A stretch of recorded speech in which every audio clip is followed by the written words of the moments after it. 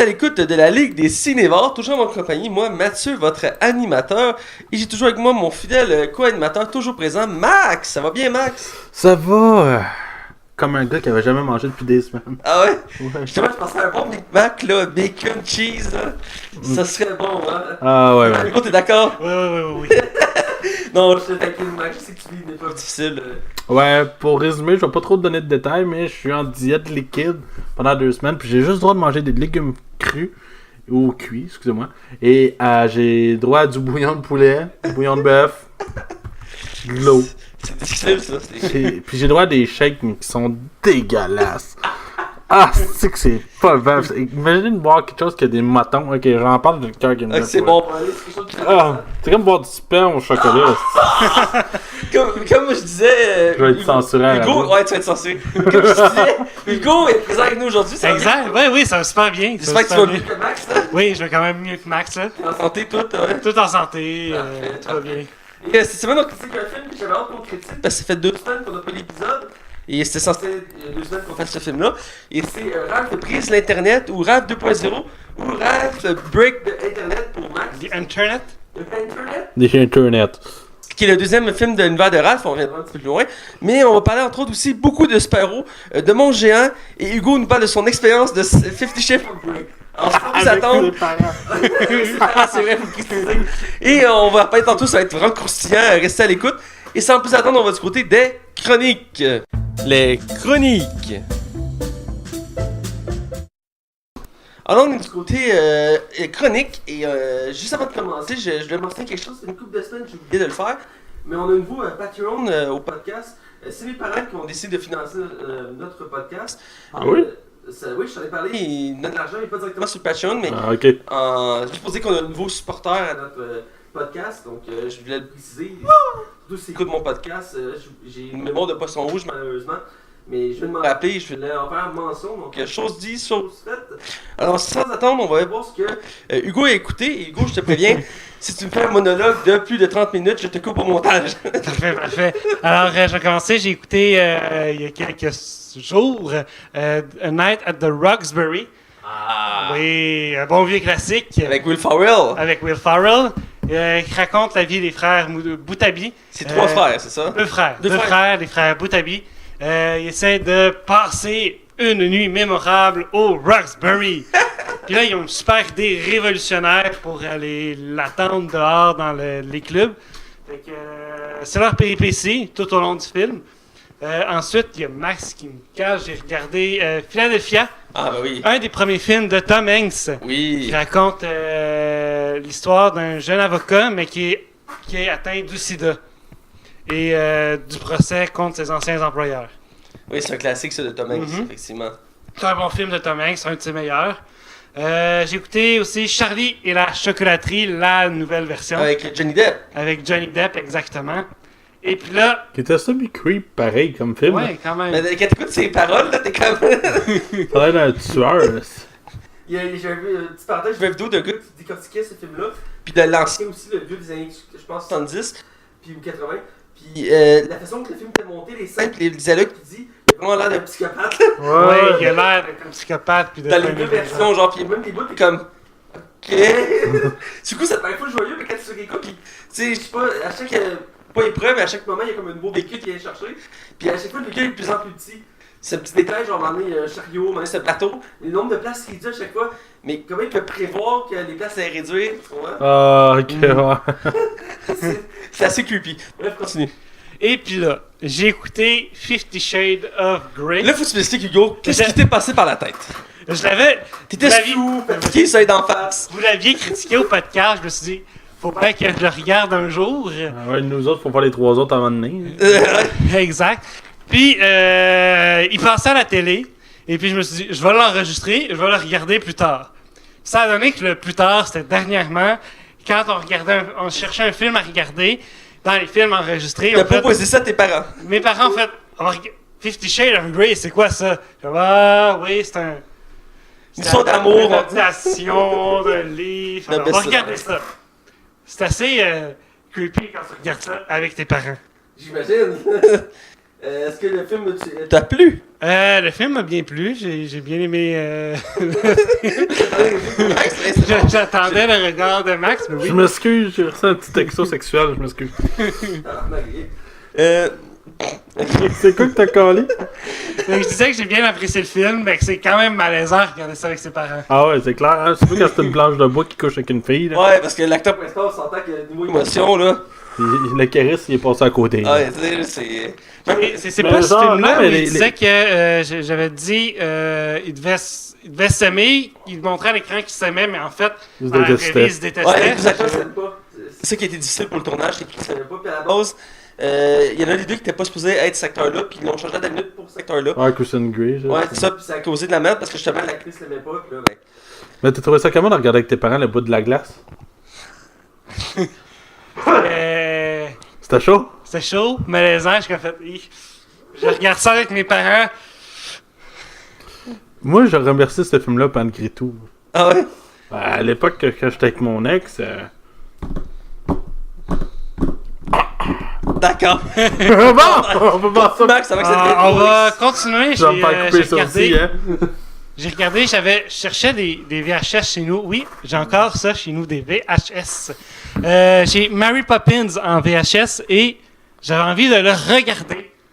Ben, Regardant la cassette pendant une heure. Tu l'as préparé pour le 2 qui sort à la pour fin me du mois. préparer pour le retour de Mary Poppins. Qui sort dans 9 jours. 9 jours. Ah oui, et voilà. Voilà. Voilà. Le retour de Mary Poppins, le le retour de The Mary Revenge Poppins, of Mary Il est Poppins. déjà nominé dans plein de catégories. Le film, il est même pas sorti. Ah, mais c'est Disney, hein, tu sais.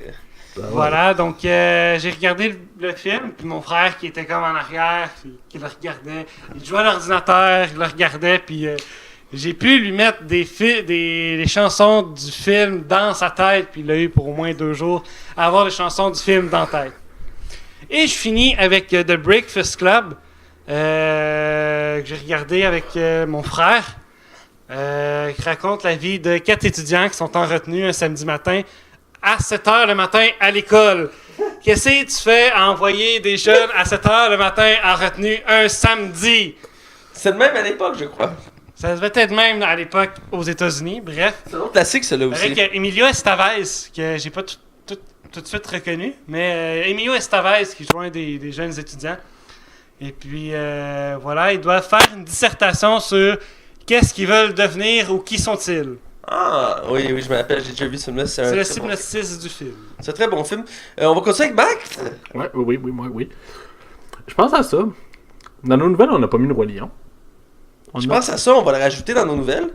Excuse-moi, je fais une petite parenthèse, je vais m'en rajouter. Je te la donne, c'est bon. Ah, mais- celle-là, mais Matt, tu... Désolé, c'est un oubli, ça fait 2 semaines qu'on n'était pas là, fait qu'il y a beaucoup de choses qui se sont passées. Et à un moment donné, pour faire une sélection, mais ça a l'air que notre filtre a mal fonctionné. Ouais, il manquait quelque chose, je viens de réaliser qu'on ne l'avait pas. C'est Ok. correct, là, il manquait le royaume de notre. Donc je te laisse, Max, allez, qu'est-ce que tu as vu pendant les 2 dernières semaines? J'ai écouté Shawshank Redemption, ou Les Évadés en français, Ah, bah oui. avec Morgan Freeman et Tim Robbins. J'avais jamais vu ça. Tu l'avais jamais vu? Jamais. J'ai aimé. J'ai vraiment aimé ça, c'était Ah, fun. c'est un bon film. Vraiment bon. Puis la fin, le retournement de situation, il est impeccable. C'était vraiment intéressant. Puis pour ceux qui connaissent pas le film, je vais le résumer en quelques lignes. Ouais. Dans le fond, c'est un gars qui est accusé d'avoir tué sa femme, qui se ramasse en prison. Lui, il clame son innocence.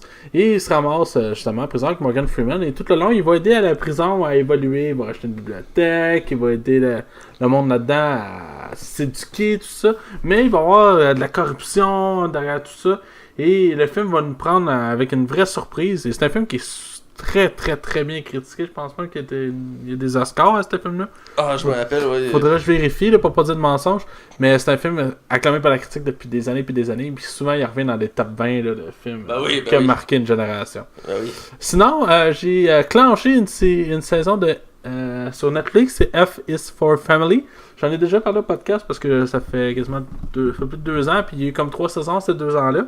Et dans le fond, c'est une série animée sur Netflix qui se passe dans les années 60, où c'est comme des hommes qui sont des vétérans qui vivent dans une époque où que les Noirs étaient malheureusement traités, qu'il y avait beaucoup de racisme, où que les femmes n'avaient pas beaucoup de pouvoir, puis n'avaient pas le droit de dire grand-chose. La série va aborder ça, mais avec humour, genre. à quel point que les familles pouvaient chicaner tout le temps. Et c'est Vince Vaughn qui a écrit la saison 3, à ma grande surprise. Puis il s'est même rajouté un personnage dedans qui est un maudit baveux, en fait. Là. Ah, il aime ça faire le baveux. C'est ça. C'est excellent comme série. C'est une des meilleures séries d'animation que j'ai écoutées. C'est vraiment, vraiment, vraiment bon. Ouais, j'ai entendu des critiques de cette série-là qui est vraiment très bonne à écouter sur Netflix. J'ai regardé un extrait, mais j'ai pas encore eu la chance d'écouter. Mais il y a une nouvelle série qui est sortie sur Netflix avec Rupert Grint, le gars de oui. Harry Potter. Je sais pas si c'est bon. Je fait sais croire pas qu'il y a non un plus. cancer. Là. C'est... Hein? La série, c'est qu'il fait croire qu'il y a un cancer. Ouais, c'est ça. C'est avec l'acteur qui faisait Ron dans... Oui, C'est Rupert Grint. Ouais. oui. Il faisait Ron dans Harry Potter. Oui. Bon, il est l'acteur principal d'une nouvelle série britannique qui est sur Netflix. Ouais. J'ai pas vu encore les critiques, mais ça m'avait intrigué. Puis justement, cet acteur-là fait plus grand-chose. Donc, je vais être dans ma liste en fait à écouter bientôt, souvent dans le temps des fêtes, voir c'est quoi. C'est allé faire complètement autre chose après la saga Harry Potter. Donc, effectivement. Il y en a vraiment ces deux comparses. Mais les trois ont pas tant de grosse carrière. Là. Ben, Emma Watson a une grosse carrière. Puis Daniel Radcliffe, quand même, là, pas pire. Là. Emma Watson a eu La Belle et la Bête, mais avant ça. The Circle, mais c'est pas bon. Elle a fait Noé, entre autres, qui était pas bon. Ben, il était pas bon, mais c'est un gros film à gros budget. Elle a fait Le Cercle avec Tom Hanks. Qui était pas bon. Je dis pas que les films sont bons ou mauvais, je dis juste que je joue dans les gros films. Quand une belle fille de même aussi talentueuse puis aussi brillante peut faire des films aussi ordinaires. Je sais pas quoi dire. Puis Daniel Radcliffe fait beaucoup de films horreur, sombre, drame. Il en a fait un il y a pas longtemps, c'était comme dans une jungle, là. Puis... Ouais, qui est un cadavre, là. Ouais. Moi, j'ai vu Horn, l'affaire avec les cornes. Ah, ça c'est bon. Je sais qu'il y a beaucoup de monde qui ont détesté. Moi, j'ai vraiment beaucoup aimé ça. Puis j'ai pas vu ça. J'ai pas vu La Dame en Noir. Je l'ai jamais vu. J'ai vu, puis j'ai beaucoup aimé. C'était son premier film, je pense. J'avais après aimé, Harry moi. Potter. Ouais.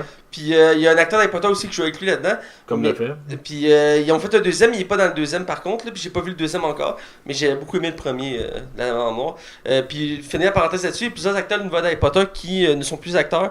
Il y en a un, je pense que c'est Crabbe Goy, il est rendu UFC. Il fait des combats. Puis l'autre est en prison. Ouais, l'autre est en prison, c'est ça. Le gros est en prison, puis le grand, lui, il fait des combats d'UFC. Ah bon. C'est ça. Parce que au tournage du 7e film, il s'est fait arrêter, puis il s'est trouvé en prison. Fait que c'est pour ça qu'on voit le noir à la place de lui. Oui. Quand Malfoy a besoin de ses partenaires pour. En tout cas, c'est une anecdote sur Harry Potter. Bref, je vois ce que j'ai vu. Je viens de me rappeler ce que j'ai oublié de mettre dans ma liste, c'est Shrek. J'ai écouté le premier Shrek la semaine dernière. C'est tellement bon. Ah, je m'attends jamais de le voir. Les deux premiers, là. Ah, c'est des chefs-d'œuvre. Le 3, je l'ai écouté, je l'ai pas trouvé très bon. Puis le 4, j'ai jamais fini.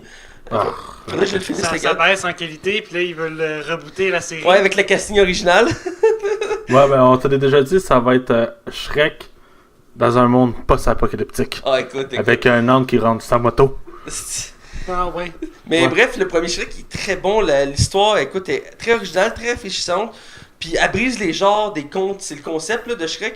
Si on suit un ogre qui sauve une princesse, puis finalement la princesse tombe amoureuse de lui. C'était ça le problème du 3 du 4. Ils s'en allaient complètement ailleurs. Ouais, ils ont essayé de renouveler l'histoire, mais. Ouais, mais c'est ça qu'on aimait, c'était l'autodérision, les références.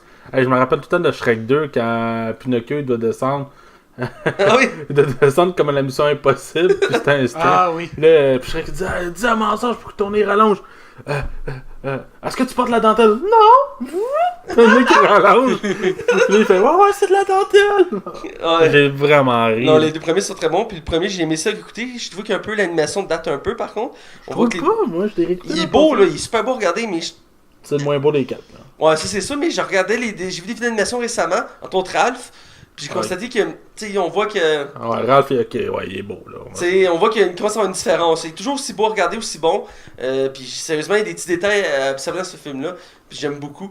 Puis il y a beaucoup c'est drôle parce que ça fait un bel lien avec Ralph, parce que Ralph fait les mêmes choses que Shrek. Il brise les genres de ces films-là. Entre autres, Shrek, c'est sur les princesses et tout ça.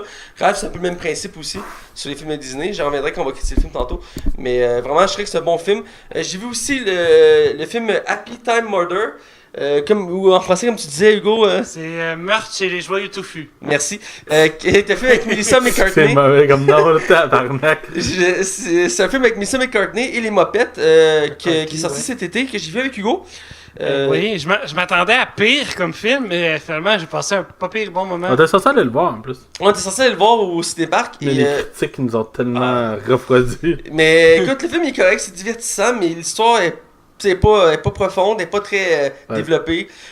En gros, c'est quoi l'histoire? On suit un ancien policier de LA, c'est la première mopette policière. Et dans le fond, dans ce monde-là, les mopettes et les humains coexistent ensemble.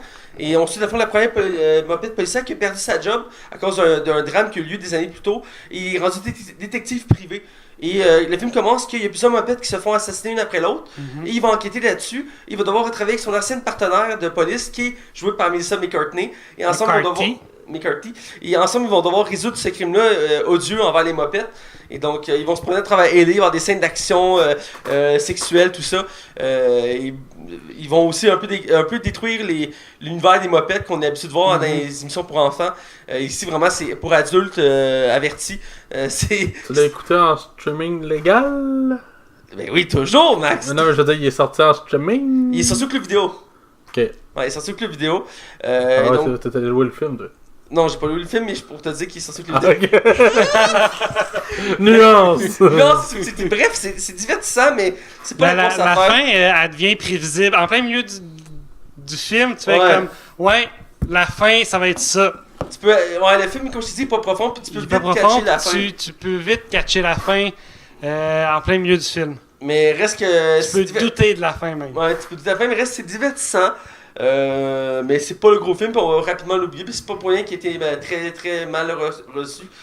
C'est pas la grosse affaire. Même ce film-là, il y avait des pétitions pour qu'il soit interdit. Pas des pétitions, il y avait une plainte de la compagnie des mopettes pour que le film soit interdit, parce que ça détruisait l'image des mopettes qui étaient pour enfants. Et finalement, ils l'ont sorti au cinéma pareil. Et je te dirais que c'est pas la grosse affaire, mais tu sais, Melissa McCarthy, je suis habitué. C'est un peu la Will Ferrell aussi des comédies. Elle joue dans toutes sortes de rôles comiques. Et ici, elle fait une policière détective dans une univers de mopettes. C'est assez absurde, mais pour le concept, ça se tient là. C'est divertissant. Elle aussi, elle fait parfois des bons films, parfois des moins bons films. Voilà. Là, c'était peut-être son moins bon film de l'année, là. Ouais. J'ai vu ce autre film avec Hugo. C'est le jeu. The Game, de jeu. C'est ça avec Michael Douglas? Non, c'est un film français qui vient de sortir. Et on l'a écouté parce que le concept est vraiment intéressant. Je vais te le résumer assez simplement. C'est plusieurs couples qui un soir font un souper chez un de leurs amis. Et ils décident au début du souper que tout le monde met leur cellulaire sur la table. Et dès que quelqu'un reçoit un message, un courriel, un texto ou un appel, il doit répondre devant tout le monde. Ce qui fait en sorte qu'il n'y a personne qui garde de secret pour personne. Mais l'affaire, c'est qu'on suit 3 couples et un ami qui est tout seul, qui est là à ce souper-là. Et rapidement, ça va dégénérer dans cette soirée-là parce qu'on réalise que... Puis faut dire aux spectateurs, aux auditeurs qui nous écoutent, que c'est pas la pleine lune, mais il y a une éclipse lunaire. En même temps que le souper. Ouais, il faut prendre ça en note, c'est l'élément important du film. Le film commence avec une éclipse lunaire pendant le souper. Et dans le fond, on va avoir 3 couples et un ami qui vont être autour du souper. Et rapidement, ça va dégénérer parce que on va réaliser que tout le monde a des secrets au final qu'ils ne veulent pas révéler aux autres. Et ça va vraiment mettre à rude épreuve leur amitié. Et entre autres, dans ce film français-là, il y a Suzanne Clément, qui est une actrice québécoise qui s'est beaucoup illustrée à l'étranger. Et elle fait beaucoup de films, entre autres en France. Et là-dedans, si tu sais pas qu'elle est québécoise, tu le sauras pas. Ça se voit. Elle a un accent français vraiment. Un accent français. Et aucunement le long du film, même quand elle est saoule dans le film, ça paraît pas que c'est québécoise. Puis le film, à certain sens, c'est un peu sombre. À la fin, c'est un peu un drame aussi. C'est une comédie dramatique. Puis à la fin, ça dégénère un peu. Tu te dis que ça va mal finir. Mais il y a une belle twist finale au film que je ne révélerai pas ici parce que c'est ce qui fait tout le charme de ce film-là. Mais vraiment, ce film à voir. J'écoute pas beaucoup de films français, mais il y a des perles comme ça à voir. Et j'ai comme bien le aimé. nouveau Astérix qui a l'air excellent. Ouais, je veux le voir, le nouveau Astérix. Et ce film-là, écoute, tout le film se déroule dans l'appartement. Mais c'est un peu comme le dîner de con. Tu oublies le décor. Tu te fais absorber par l'histoire. Et le concept est intéressant parce que c'est quelque chose qui peut arriver ici. Tu sais, on pourrait se faire un super entre amis, faire tout le monde, on met notre cellulaire sur la table, puis quand on reçoit un message, un texto, un courriel, whatever, on répond devant tout le monde, pas de secret. Et ça peut vraiment faire des situations assez particulières. Mais c'est vraiment bon. Moi, j'ai aimé, je crois que toi aussi. Oui, j'ai apprécié. Voilà.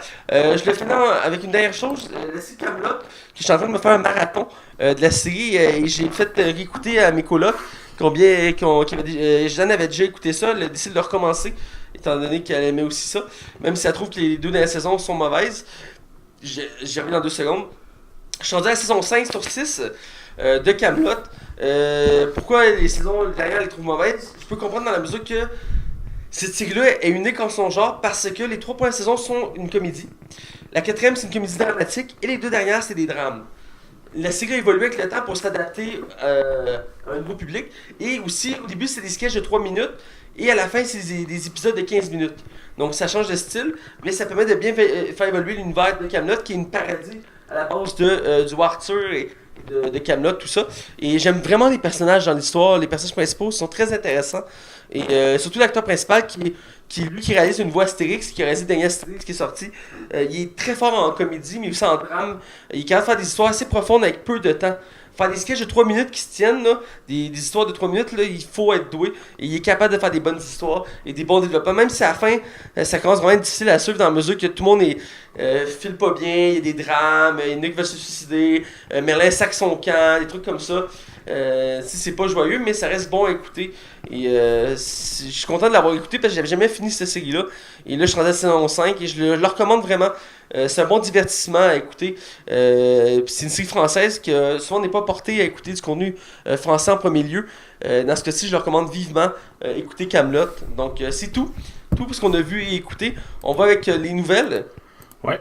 Donc, je vais laisser Hugo commencer. Une petite nouvelle, Hugo? Oui, j'ai une petite nouvelle. C'est à propos de Stranger Things. Le tournage de la saison 3 est terminé. Et puis, Millie Bobby Brown avait une entrevue à l'émission The Late Show de Stephen Colbert. Et pendant l'émission, Stephen Colbert a montré une photo de Millie qui était triste. Et elle disait que oui, je suis une personne très émotive en ce qui concerne... Là, je suis en train de la citer. En ce qui concerne les personnes les plus proches de moi, je n'ai aucune capacité à faire mes adieux. C'était le dernier jour de la saison. De la saison, pas de la série. Ah, Netflix va m'appeler après ça. Vous ne pouvez rien dire. Donc, elle vient d'annoncer à l'entrevue qu'il y aura une saison 4 de Stranger Things. Et puis...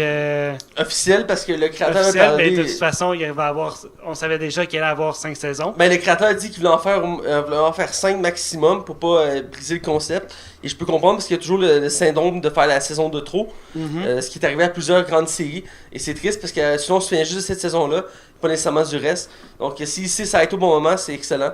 On n'a pas besoin d'une série d'avoir 10 saisons pour la savourer.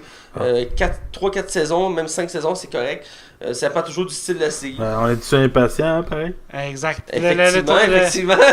Ça va Le être fou, tournage de hein, la Matt? saison 3 est terminé, donc on a hâte à ce qu'elle sorte. Je sais plus quand est-ce qu'on avait dit qu'elle allait sortir. L'année prochaine. C'est l'année prochaine. D'ici en 2019. Puis, On n'aura pas eu cette année.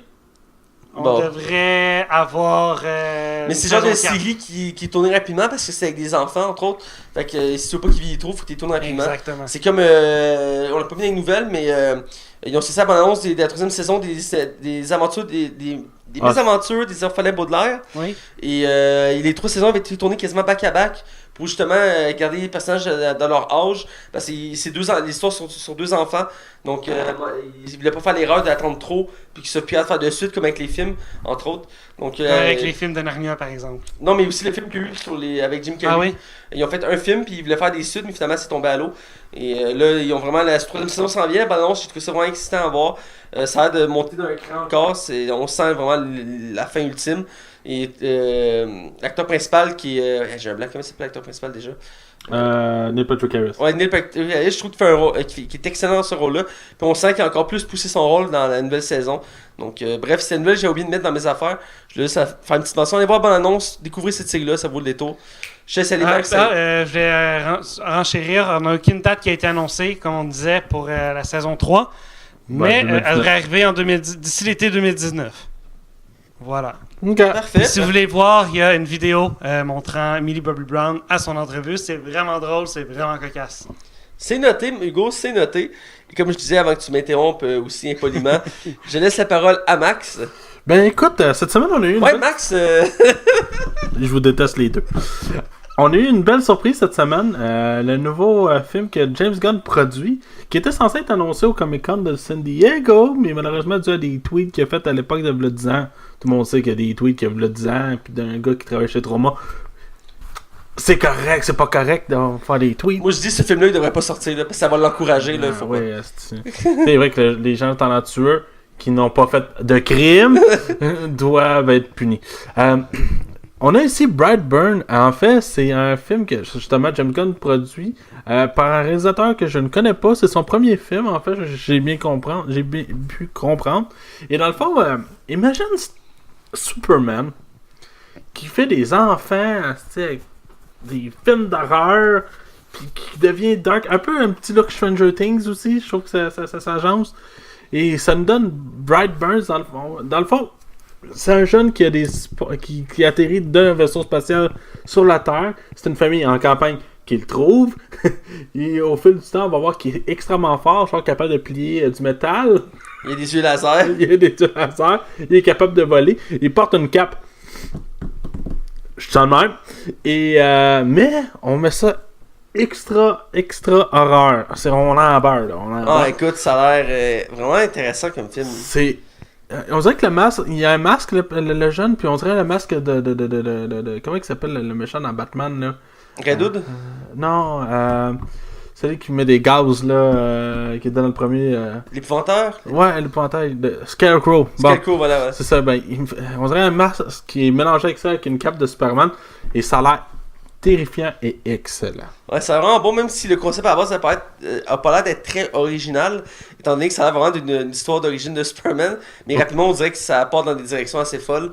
Je trouve ça osé, puis je pense que c'est adapté de rien, fait que ça risque d'être fucking intéressant. Ça va être intéressant à suivre, effectivement. Souvent, on a eu des belles surprises de films de super-héros qui sont pas adaptés d'un comic. Je pense à Unbreakable, je pense à... il y en a eu plein, là. Hancock? Ouais, Hancock c'était bon, c'était pas malade. Non, mais j'aimais bien le concept d'Hancock. Hein. Ouais. Bref, je te laisse continuer avec ta nouvelle. Oui, ma première nouvelle, c'est ils ont sorti une nouvelle bande-annonce du prochain film de Godzilla. Quand on s'aligne pour un univers des monstres avec Godzilla en tête d'affiche et King Kong. Et ils ont prévu un film, si je me trompe pas, en 2021, Godzilla vs King Kong ou King Kong vs Godzilla. Je suis pas sûr à 100% du titre. Choisissez comment vous le voulez. Bref, on a un nouveau film de Godzilla qui va être la suite du précédent Godzilla qu'on a eu le droit il y a maintenant 3 ans, je crois. Et, en 2015, ouais. Il me semble que c'est en 2015. Qui était quand même correct, même si le côté humain était vraiment à revoir. C'était les 30 premières bonnes minutes. Puis la finale se passait à San Francisco. Ouais, c'est ça, ouais. Puis ouais, contre un ouais, c'est ça, San Francisco. Bref, on a la bande-annonce du nouveau qui est Godzilla, le roi des monstres, qui en jette, je trouve. L'action a l'air d'être non-stop dans ce film-là. C'est super beau, là. C'est super beau, Godzilla, il est incroyablement, comment je dirais ça, massif, incroyable. Les combats ont l'air titanesques. Côté humain a l'air d'être toujours présent, puis encore plus poussé, vous direz. Parce que là, il veut dire qu'il y a un groupe qui cherche à comprendre leurs origines, puis à les étudier. Parce que comme j'ai dit, c'est le début d'un univers de monstres. Donc on va plus loin à partir de... Parce qu'on a eu Kong il n'y a pas longtemps. On a un nouveau Godzilla. Ça sent l'évolution tranquillement. On a un retour du scientifique qui était dans le premier Godzilla aussi. Il y a un meme souvent qu'on voit, c'est laissez les battre, laissez-les s'entretuer. Quand on se bat contre la nature, c'est toujours la nature qui gagne. Il y a des belles citations comme ça. Mais bref, vous en avez pensé quoi d'avance? Je trouve ça très beau. C'est vraiment beau, là. Je me répète, là, mais c'est excessivement beau. Ce que j'en ai pensé, par exemple, j'ai tellement été sur ma fin sur le premier que je suis comme sceptique. Genre, j'ai goût de laisser une chance parce qu'il y a King Kondora, le dragon à 3 têtes. Là, ouais. Puis Millie Bobby Brown que j'aime beaucoup aussi. Mais il y a un petit côté de moi qui est comme... je sais pas. Mais on va sûrement aller le voir pour le podcast, fait que... Ouais, c'est pas mal sûr qu'on va le voir pour le podcast. Toi, Hugo? Moi, la bande-annonce m'a donné envie d'aller le voir, là, assurément. On va, comme Max disait, ça nous hype à aller le voir. Là. On nous voit Millie Bobby Brown, qu'on fait comme, elle joue là-dedans, puis ça donne encore plus envie d'aller le voir. Parfait, voilà. Parfait. On va continuer avec ta nouvelle, Max? Ouais. On a eu le droit aujourd'hui à un mini teaser avec un poster. Je vous résume. Un éclair bleu. Un autre éclair bleu. Paf, il apparaît un hérisson bleu.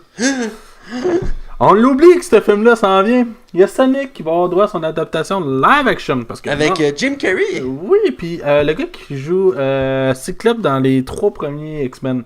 Ah oui, je sais qui tu parles. J'ai malheureusement pas le nom. Qui va être là-dedans. En live action, t'as dit? Ouais, en live réel. Action. Ouais. Genre Jim Carrey va jouer Jim Carrey fait le méchant. Eggman, ouais. Ah oui, c'est vrai, on en avait parlé. C'est Je sais pas quoi en penser, là. On sait juste que ça s'en vient. Ça veut dire qu'il y a une bande-annonce aussi qui se prépare. Moi, je vais juger avec la première bande-annonce, mais je suis très sceptique quand même. Là. Aussi. C'est comme le film sur Dora l'exploratrice là, qui aura une bande-annonce bientôt aussi. Là. Ah ouais, hein, je sais pas si est-ce que le monde va tourner ça en porn, là. Ah, c'est clair. Mais tu sais, pas porn, là, mais juste comme de la musique sensuelle en arrière, là. Oh mon dieu. Ah, faut que j'ouvre le pamphlet dans mon sac.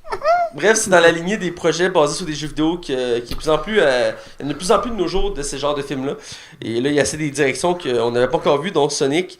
Moi, j'ai l'impression que ça sent le... Écoute, je l'ai pas vu. Écoute, Pikachu... Détective Pikachu m'a impressionné. Je pense qu'on va lui laisser sa chance.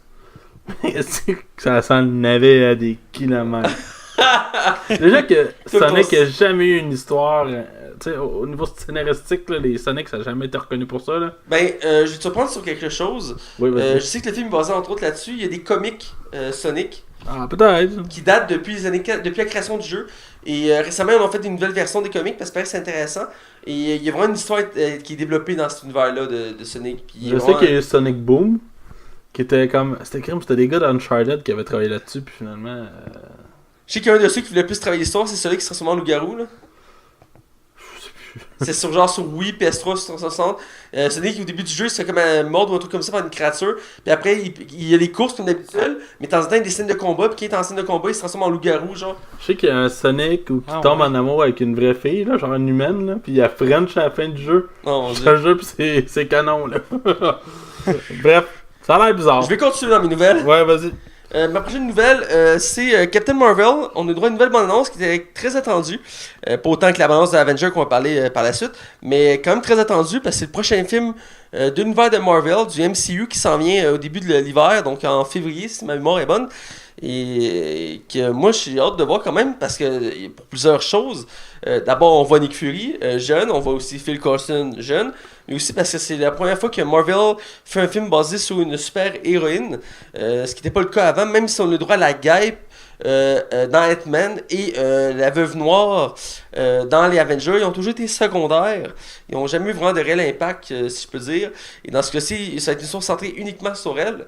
Donc, j'ai hâte de voir ça. La bande-annonce donne le ton. On voit encore plus d'éléments, entre autres des méchants du film qui vont être les Skrulls, qui sont une race extraterrestre verte, qui ont la capacité d'être métamorphes. Et vu que tu me regardes, tu comprends pas, Hugo, un métamorphe, dans le fond, c'est quelqu'un qui peut prendre l'apparence de ce qu'il veut. Donc, il peut prendre ton apparence, prendre l'apparence d'une poule, whatever, il peut prendre l'apparence de ce qu'il veut. Mais j'ai une question de Jude Law, ça veut dire que c'est lui le méchant du film? Donc, Jude Law fait... Il a l'air pas fin là-dedans. Ben, ce que j'avais compris, c'est lui qui fait le premier Captain Marvel, parce que dans les comics, le premier Captain Marvel, c'est un homme, et il va comme former la Captain Marvel, qu'au début c'est Miss Marvel, mais bref, elle devient Captain c'est Marvel. un peu comme une histoire à la Green Lantern. Oui, c'est similaire un peu, oui, parce que ça se passe dans l'espace, entre autres. Là. Mais qui a copié qui?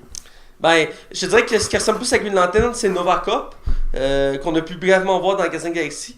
Green Lantern à la base c'est un plagiat, fait que c'est pas mieux. Je sais plus exactement de où, mais je sais que Green Lantern c'est un plagiat. Mais c'est dans les comics tout en même, on voit les idées des autres. Je peux te faire une liste qui finit pas. Mais on s'entend, Stan Lee a travaillé pour les deux aussi, là. Ouais, mais je vais faire de la peine, mais ton héros préféré qui est Aquaman, là, ben c'est un plagiat de Namor qui est l'équivalent chez Marvel. Mais qui a jamais eu le droit de film encore. Parce qu'il appartient à Universal Pictures, puis celui qui possède Hulk, qui sont frileux, c'est des films de super-héros. C'est pour ça que Hulk n'a pas le droit d'un film de super-héros.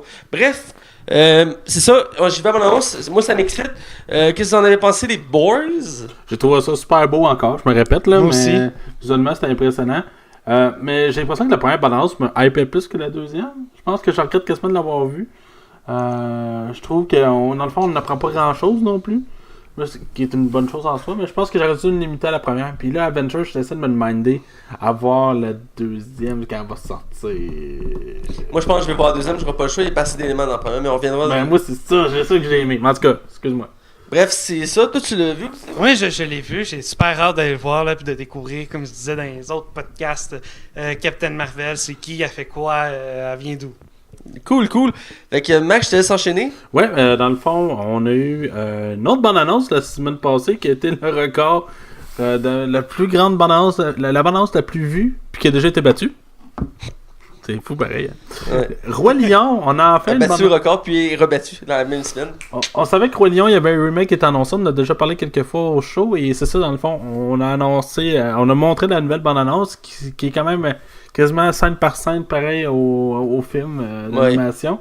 Qui est un film d'animation de grande qualité, qui est un classique et incontournable. Là, C'est du Disney, hein, faut le dire. Mais là, ce qui me fait chier de ce mot de ce film-là, par exemple, je vais vous le dire, là, je vais être sincère avec vous autres, je sais que tu vas me trouver négatif, j'aime votre ta face. Mais moi, là, il n'est pas question. Sérieux, j'accepte pas ça. T'as fait ça mourir une autre fois. Moi, je suis pas prêt avec ça, les gars. Je me suis surpris quand je l'ai revu l'an passé avec une ex. Parce que j'ai braillé. Je l'admets, je l'assume. Je suis un homme. Ouais. Mais j'ai braillé. Ah, écoute, c'est un film très touchant. C'est un film qui prend plus en peur quand tu l'écoutes quand t'es plus âgé. Pas aussi touchant que moi avec mon père dans le temps, mais oui, touchant. Mais bizarrement, moi j'attends plus Aladdin que ce film-là. Moi aussi, j'ai l'impression que je suis plus hypé par Aladdin. Ouais, ben je pense que Aladdin, visuellement, il y a de quoi à faire, genre. Ouais, ben les deux histoires sont très bonnes, mais je sais pas, Aladdin c'est toujours été un de mes films préférés de Disney. Je m'attends jamais de le voir. Mais voyons, j'ai vu quelques fois, j'ai vu le premier, j'ai vu le deuxième. Je pense qu'il y a 1.5 aussi qui existe. Ouais, en France, c'est 3. 1.5, je te confirme. Ouais. Il était bon en plus. Je sais pas si je l'ai vu 1.5, faudrait que je vérifie, mais il me semble que je l'ai pas vu. Mais ça a toujours été les classiques, mais j'attends plus Aladdin, mais ça reste que c'est fou, là. J'ai vu la balance 2-3 fois de Roi Lion, puis je capotais la qualité, là. Les scènes par scène, la façon qu'ils font les dinosaures, pas les dinosaures, excusez-moi, j'ai un blanc, les animaux, merci. Merci beaucoup de m'aider. Ça me fait J'ai plaisir. vu en ton regard le reflet du mot animaux. Voilà. Et donc, ouais, les animaux, écoute, moi j'ai trouvé ça très beau. Toi, Hugo? Oui, moi aussi, je trouve ça beau. Je trouve ça intéressant de l'amener en live action. Je suis quand même intrigué, je vais quand même aller le voir au cinéma. Ben, c'est sûr qu'on va aller voir au cinéma. Là. Bref, je continue dans mes nouvelles. Ma prochaine nouvelle, c'est sur les films Men in Black. Ça fait un bout qu'ils parlent qu'ils veulent faire un nouveau film de Men in Black. Au début, c'est censé être un crossover avec 22 Jump Street. Et finalement, c'est tombé à l'eau. Oui, Hugo, je sais que ça t'excitait comme idée de voir les policiers de 22 Jump Street avec non, les mais Men c'est de Ça savoir aurait pu être comment Men in Black pouvait être dans le même univers que 22 Jump Street. Pas que ça aurait pu être bon. Ça aurait pu être bon. J'ai les tatous avec Will Smith, là. Dans l'idée, je trouve qu'elle était pas mauvaise. Puis l'autre, c'était qui déjà? L'autre, Jonah Hill. Jonah Hill, puis Jonah Hill, puis l'acteur, j'oublie l'acteur, Ice Cube. Tommy Lee Jones. Tommy Jones. Non, je suis pas là-dedans. Le vieux, c'est pas Men in Tommy Lee Black. Jones. Non, c'est pas Tommy Lee Jones. Comment il s'appelle déjà l'acteur de Jean Blanc? Ah, tu parles dans Men in Black? Oui. Ouais, c'est Tommy Lee Jones. Vas-y. Je pensais que tu allais dans 21 Jump Street. Ok, j'ai perdu une seconde là. On parlait des deux duos qui se confrontaient. Ah, Will Smith, ok, ouais. Bref, on a un nouveau Men in Black en chantier qui va sortir l'été prochain. Tu continues, ouais. En juin prochain, 2019. C'est Men in Black International. On en a brièvement parlé récemment dans notre podcast. On a le droit aux premières images récemment. Et aussi le casting complet du film. On savait déjà qu'il y a quelques acteurs à être dedans, mais on n'avait pas le casting au complet. Et ce qu'on peut constater, c'est qu'il y a entre autres Liam Neeson qui va être dans le film. Et on a Emma Thompson qui reprend son rôle qu'il y avait dans le troisième Men in Black, qui était la nouvelle boss des Men in Black. Ok, oui. Parce qu'au début du troisième, il y a des funérailles, et le boss est mort, puis il s'est rendu une femme qui le remplace. Ok, fait que c'est dans le même univers que. Oui, c'est un spin-off. C'est un spin-off dans le même univers. Il y avait des rumeurs que Will Smith allait dans le film. Pour l'instant, c'est pas confirmé. J'ai regardé le casting sur Wikipédia, il n'est pas mentionné. Mais il y a des rumeurs qui n'ont pas été totalement démenties. Will Smith allait être dans ce spin-off-là. Je pense que ce serait bon de faire un clin d'œil. Je sais que l'autre acteur, Tommy Lee Jones, avait dit qu'il avait fini avec la franchise. Donc, ouais, puis il est plus jeune là. Il est plus jeune non plus. Mais il reste que j'ai vraiment hâte de voir ça parce que moi j'aimais ça quand j'étais jeune, les Men in Black. J'ai adoré, même si le deuxième est truffé de défauts. Max le répète quasiment à chaque fois qu'on en parle. C'est un des pires films que j'ai eu. Et ben, pas au niveau qualité scénario, même si le film il y a clairement des problèmes au niveau de ça. Mais il y a plein de problèmes, là, genre des effets spéciaux pas rajoutés. Juste à titre d'exemple, vous allez taper ça après ça sur YouTube. Là. Il y a comme le ver de terre géant là, dans le métro au début. Il frappe Will Smith, puis Will Smith revole, mais ils ont oublié de mettre le ver de terre dans la scène. Fait que t'as juste Will Smith. Ouais, c'est ça, il revole, puis il n'y a juste pas de ver de terre. Ouais. Là, t'es comme. Qu'est-ce qui s'est passé? Ou juste une dernière vite. Un nez, il va comme frapper un extraterrestre, fait qu'il faut qu'il saute sur des vaisseaux mini. Mais ils ont oublié de mettre les vaisseaux en dessous, fait qu'il saute dans les airs. C'est vraiment, en tout cas. Ouais. Men in Black 2 est un problème. Là. Mais bref, j'avais beaucoup aimé la trilogie originale de Men in Black, même si le troisième avait pris du temps à arriver. Là, on dirait qu'ils veulent exploiter la franchise parce qu'à la base, c'est basé sur un univers de comics qui est très violent à la base. Je voudrais le préciser car on ne sait pas en tant que tel la teneur du nouveau. Les deux acteurs principaux vont être Chris Hemsworth puis Emma, ouais, c'est. Ah, je l'avais il y a 2 secondes. Emma. Je vais aller chercher. Merci, j'ai un blanc. Les deux jouaient, ils étaient les deux acteurs principaux de Thor Ragnarok. C'est elle qui faisait la Valkyrie dans Thor Ragnarok. Et Chris Hemsworth, c'est lui qui fait Thor. C'est Tessa Thompson. Mais c'est Tessa Thompson. C'est pas Emma, c'est Tessa. Ah oui, t'étais dans le champ. Moi, j'avais. Puis. Mais Emma Thompson est aussi dans le film. Oui, mais c'est elle qui fait la boss, je l'ai mentionné tantôt. Emma Thompson. Ah, ben toi, quand t'as dit Emma Thompson, ça marche pas. Non. Emma Thompson, elle jouait dans le 3e. Ok, ouais, non, ça vient fourrant parce que les deux, il y a des Thompson, là. Ouais, c'est ça qui m'a fourré, là. Merci. Bref, c'est ça, puis ça va se passer entre autres en Angleterre, au Royaume-Uni, parce que Liam Neeson va être le chef des Men in Black au Royaume-Uni. Comme je dis, je sais pas encore si ça va être comédie ou sérieux en soi, parce que les comics sont sérieux à la base, sont très violents. Pourtant, ils ont fait une version comique avec les films qui ont sorti à date, même s'il y a un côté un peu plus sombre. J'ai hâte de voir le résultat pour ça. J'ai hâte de voir une première bande-annonce. J'aimais beaucoup l'univers des Men in Black. Je pense que je suis pas le seul. Et donc, j'ai hâte de voir ça. Je sais pas qu'est-ce qu'ils ont pensé de ce projet-là. Si ça vous hype. Ben, moi, je pense que c'est une franchise qui mérite justement qu'on l'exploite un peu plus. Il y a de quoi à faire. Puis, tu sais, on n'avait rien eu depuis. Quoi, le 3, il fait combien de temps déjà? Ça fait quasiment. Ça quasiment 10 ans? Je pense pas 10 ans, mais. Ou 2012, je pense. Ça, j'ai dans la tête. Attends, je vais aller voir. Mais ça fait un bout de ta raison. Comme j'ai dit, il y a un bon décalage. 2012. Ah, c'est ça, 2012. Ça fait 6 ans. Ça fait 6 ans. Mais ouais, je pense qu'on est dû pour le long de Men in Black. Puis j'ai hâte de voir que la franchise va avec ça. J'étais pas sûr de l'idée du crossover avec 22 Jump Street. Je sais qu'Hugo, toi, ça t'emballait comme idée. Mais mélanger ces deux univers-là, j'étais pas certain à l'origine. Mais bon, toi, qu'est-ce que. Mais je suis pas sûr. Je vais attendre de voir la bande-annonce avant de dire que quelque chose de constructif. Mais non, pour l'instant, je sais pas encore. D'accord. Ça va être dur de faire meilleur que le premier, pareil. Ouais, le premier, écoute, c'était tout un film, là, le premier. Là. Moi, j'adore. Hey, t'avais Vincent Donofrio qui jouait le gars avec les bébites avec des croquerelles. Je me rappelle encore de la scène du gars qui se fait dévorer dans le char là, par une petite bébite. Dans le char, par une petite bébite. Ouais, peut-être ça remonte loin. Ouais, longtemps j'ai pas vu, mais j'adore l'écouter ce film-là. Bref, je te sais que t'es nouvelle, t'en restes d'autres? Ouais, ben il m'en reste. Je vais être exact, il m'en reste un qu'une, moi. Vas-y. Mais, je vais être obligé de chanter. Oui. Pananam. Pananam, pam, pananam, pananam, pam, pananam, pananam, pam, pam, pam, pam. On a eu enfin la bande-annonce d'Avengers 4. Hey, on y croyait plus. Pour vrai, là, à chaque jour, il y avait une nouvelle. Ah non, il sort mardi, là. Non, il sort mercredi. Non, il sort pendant les Game Awards. Non, il va sortir vendredi. Ma mère me l'a dit. Ça ressemblait à ça. Puis pendant 2 semaines, Mathieu puis moi, allez gros, il sort demain, là, je te le dis. Écoute, on se relançait non-stop. Ah oui, puis j'étais comme gros. Là, à la fin, j'étais comme, il y en a qui dit, ah non, ça sort vendredi. Je suis comme, moi, là, je crois pas. Je crois pas. Ils nous ont dit avant la fin de novembre. C'était pas arrivé. C'est arrivé. C'est sorti quoi, le 5 de. Je me trompe pas, le 5 novembre, c'est sorti. 5 décembre, excuse-moi. Ça faisait comme tabarnak, là. C'est qu'on nous fait patienter, pareil. Ah, mais ça. Mais. On l'a eu. Et dans le fond, pour résumer un peu la bande-annonce, on voit Monsieur Tony Stark en dérive dans le vaisseau qui semble être le vaisseau de. Les Gardiens de la Galaxie. Ouais, ça, j'allais dire. Puis on voit pas. Avec lui, il restait.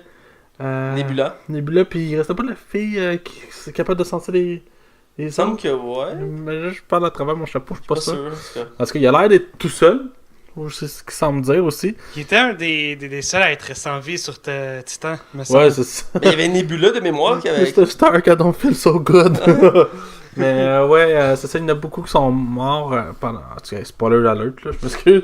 Il y en a beaucoup qui sont morts sur la planète. Surtout qu'il y a un film de Spider-Man qui s'en vient. Ah ouais, on croit qu'il est mort, hein. Black Panther 2 est annoncé, Doctor Strange 2. Ben voyons! Qu'est-ce qui se passe, là? Ben ouais, pour vrai, j'étais vraiment comme sur le cul quand c'est arrivé pendant le film. Je me suis dit, ben non, tu peux pas avoir tout ça, ils ont tout annoncé les films. Fait que c'est ça. On a eu droit à la bande-annonce. On voit justement aussi. Il n'y a pas d'action.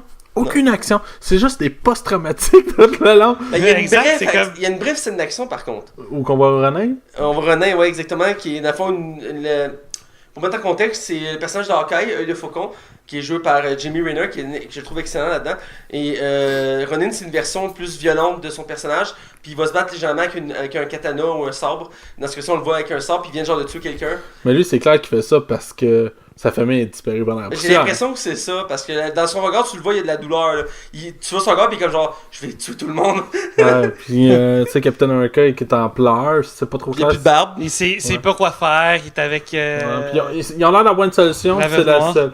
Puis t'as juste Ant-Man, et là j'ai remarqué un petit détail, en fait je l'ai lu là, mais il y a un petit détail, Ant-Man qui est comme « Ah, je suis dans la porte, voulez-vous m'ouvrir? » Puis c'est clairement des archives, c'est des vidéos d'archives. Ah ouais? Ouais, c'est écrit en dessous archives. Hein? Fait que, ouais, c'est des archives. Mais genre, on le sait tous que Captain Marvel puis Ant-Man vont genre sauver la galaxie, genre, rien de moins, là. J'ai vraiment hâte. Vous autres, les gars, vous en avez pensé quoi, Matt? En premier.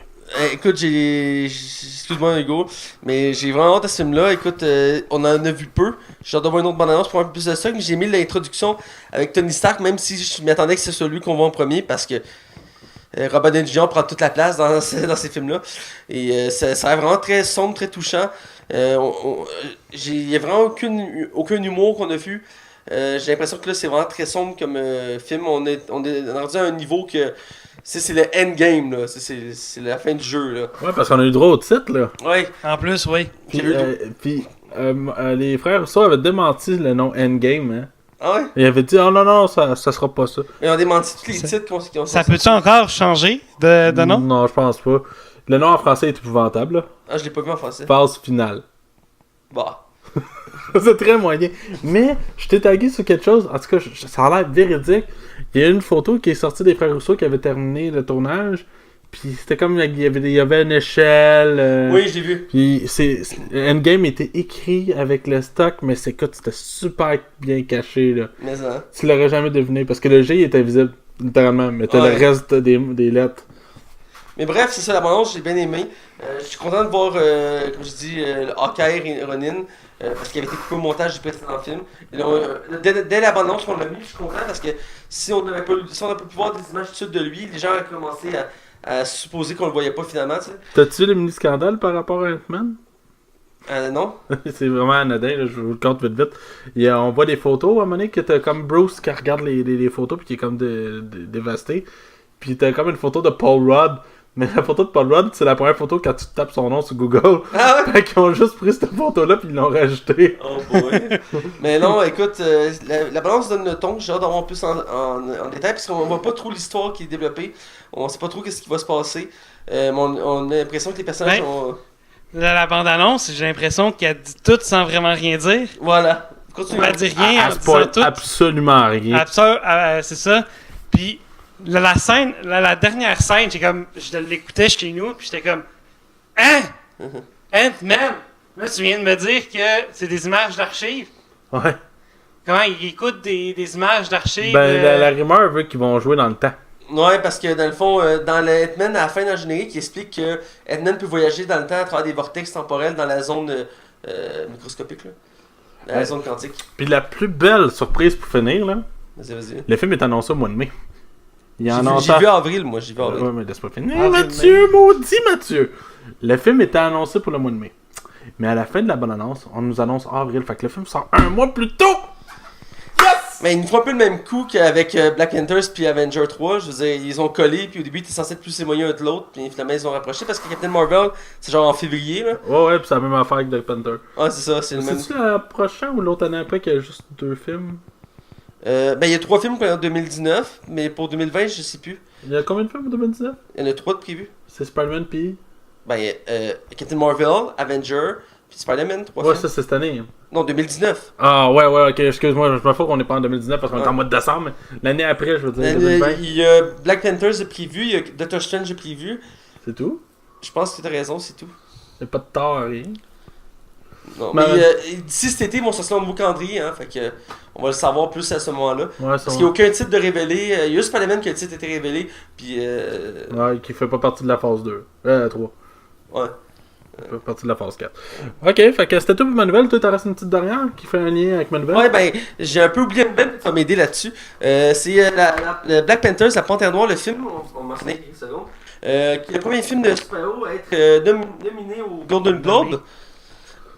En nomination, nommé. Nominé, ouais. Nommé. Nominé, c'est un anglicisme. Pour vrai? Oui. Fait qu'en français, il faut dire Ben, nommé. écoute, je te crois, Hugo. C'est bon. Fait que vas-y, Matt, c'était Ben, ça sonne mieux de dire nommé, oui. Ouais. Nommé au Golden Globe, c'est le premier film de super-héros qui est le cas. Logan n'avait pas eu de nomination au Golden Globe, mais il y avait eu une nomination aux Oscars par contre.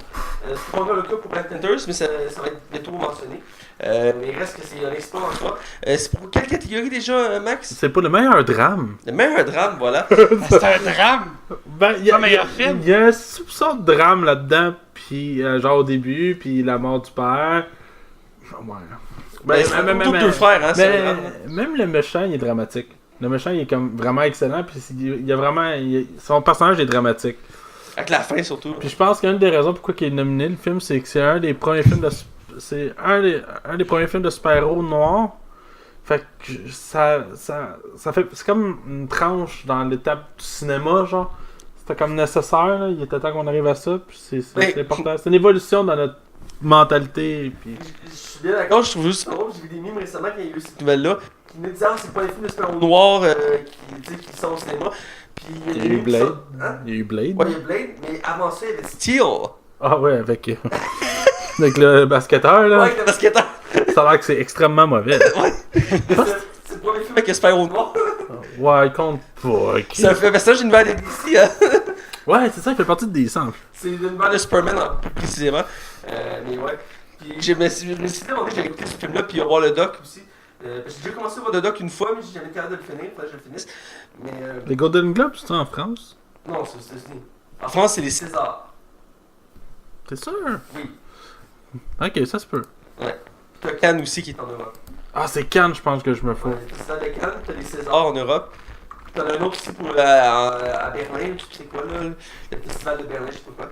Puis Golden Globe, puis les Oscars aux États-Unis. Ok, ouais, ça se peut. Ouais, voilà. Donc, bref, c'était Marvel. C'est quand même un exploit pour Black Panther, sur le site de se démarquer.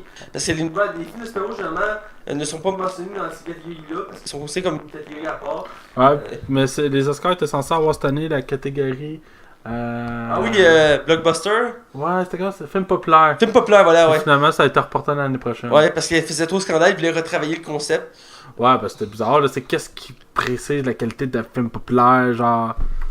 C'est clairement Disney qui met la pression pour que leur Marvel avec des Oscars, là. Ben, ils ont déjà fait la pression pour la catégorie film d'animation, qui c'est quasiment pas eux qui gagne, là. Fait que, ouais, fait que. si tu regardes, genre, depuis que cette catégorie-là existe, je pense qu'on gagne quasiment à chaque fois, là. Ouais, je pense que le premier qui l'a gagné, c'était La Belle et la Bête. Non, La Belle et la Bête, c'est ça qui a été déclencheur de cette catégorie-là. Ah ouais, pis c'est le seul film qui a gagné meilleur film. Il me semble que ouais. Ouais, mais on va se le dire, c'est un classique. Mais après cette année-là, on fait qu'il y a un problème, il faut créer une catégorie d'animation. Fait qu'on fait comme. On crée une catégorie d'animation, puis on fout tous les films de Disney là-dedans. À chaque année, c'est quasiment Disney. Si c'est pas Disney, c'est Pixar. Mais vu que Pixar appartient à Disney maintenant, ben c'est Disney. DreamWorks. Ils ont jamais gagné d'Oscars, du moins. Puis c'est rare que leurs films sont nommés aux Oscars, tu regarderas là. C'est très rare. Shrek Là. 2 a pas Fait que été c'est nommé. rare que Shrek. Shrek n'a jamais été nommé. Kung Fu Panda n'a jamais été nommé.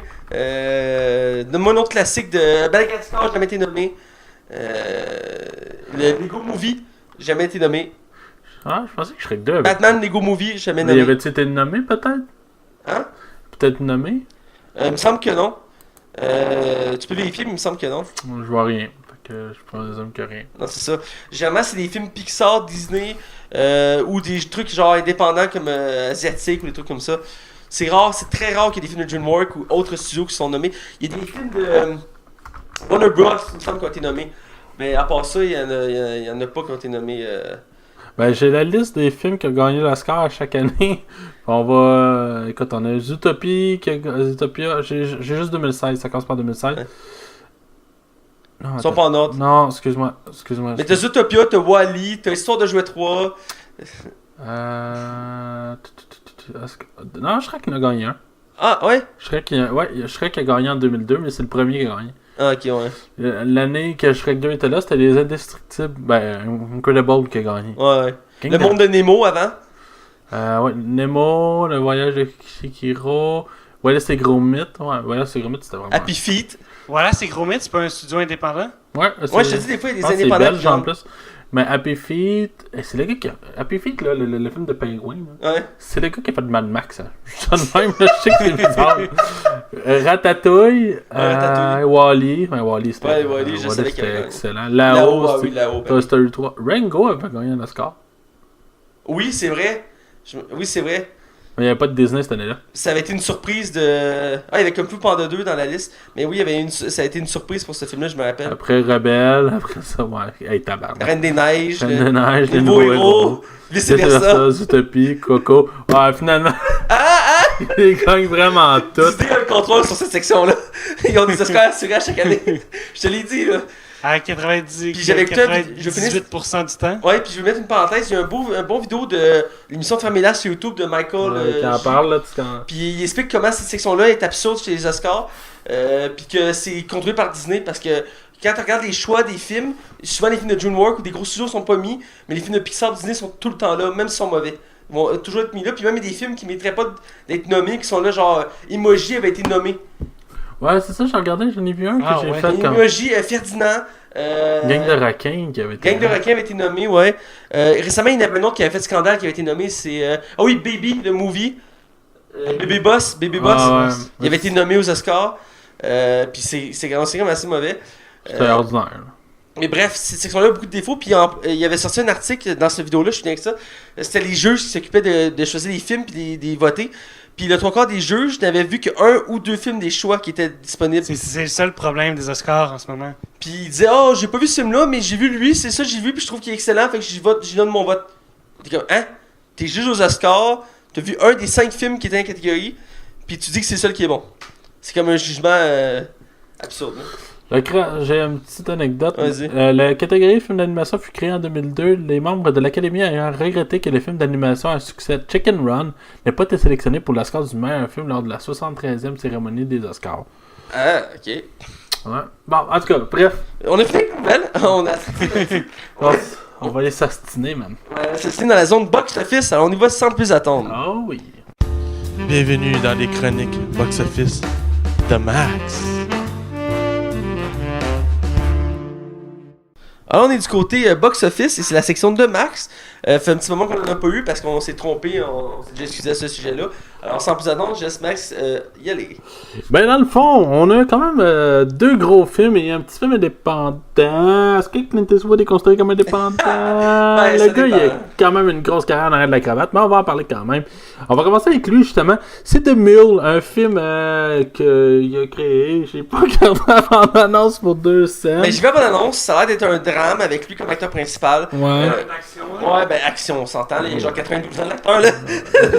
90 quand j'ai checké avec mon beau-père, je pense. L'action, regarde, c'est. Mais bref, ça a l'air d'être un drame que ça tourne autour de lui, que genre il veut une vengeance, un truc comme ça. Puis c'est a l'air d'être très sombre comme ambiance. J'ai pas trop compris trop de la balance, j'ai vu d'un coin d'œil, mais d'habitude, ce qui est de Clint Eastwood, d'habitude c'est bon. Parce que Clint Eastwood, c'est un acteur 5 étoiles. Là, La preuve est faite, on n'a pas besoin d'en débattre. Là, je veux dire, si tu me dis que tu le trouves pas bon, l'acteur, tu mérites plus d'être à mon podcast, tout simplement. Là. Fait que Hugo dit jamais ça. Fait que bref, Clint Eastwood, écoute, c'est un excellent acteur, mais il faut dire qu'on le voit moins en moins, c'est normal.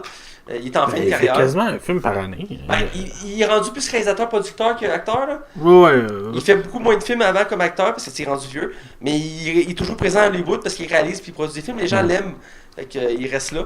Mais on est dans ces dernières années, là, faut être honnête. Là, il y a 90 ans à peu près, là, fait que ils font profiter de chacun de ses œuvres. Donc ce film-là, c'est sûr que je ne vais pas voir au cinéma, mais c'est sûr que je vais pouvoir l'écouter parce que comme tu dis Clint Eastwood, c'est Clint Eastwood. Bref. Vas-y. Je vole toujours la vedette. Je m'excuse. C'est pas grave, c'est moi qui vais animer le top 10 2018. Vous avez aimé le montage que j'ai fait, hein? Ah, il est super absolument. bon. Ouais, vous allez le voir bientôt, gang. C'est ça. Fait que 2000, moi j'y vais quand même avec une prédiction de 10 millions. J'ai pas regardé la bande-annonce, je suis honnête avec vous, c'est une prédiction un peu maladroite. Mais vu qu'il y a le nom de Clint Eastwood, je crois qu'il y aurait son potentiel de succès. Et Hugo, tu y allais avec combien, toi? Moi, j'irais avec 25 millions. Et toi, Matt? Je vois qu'il y a un 12 un petit peu plus réaliste qu'Hugo, puis un petit peu plus optimiste que toi, Max. J'étais avec 12 millions parce qu'à un moment donné, t'avais shooté 12 millions, t'avais tombé pile dessus.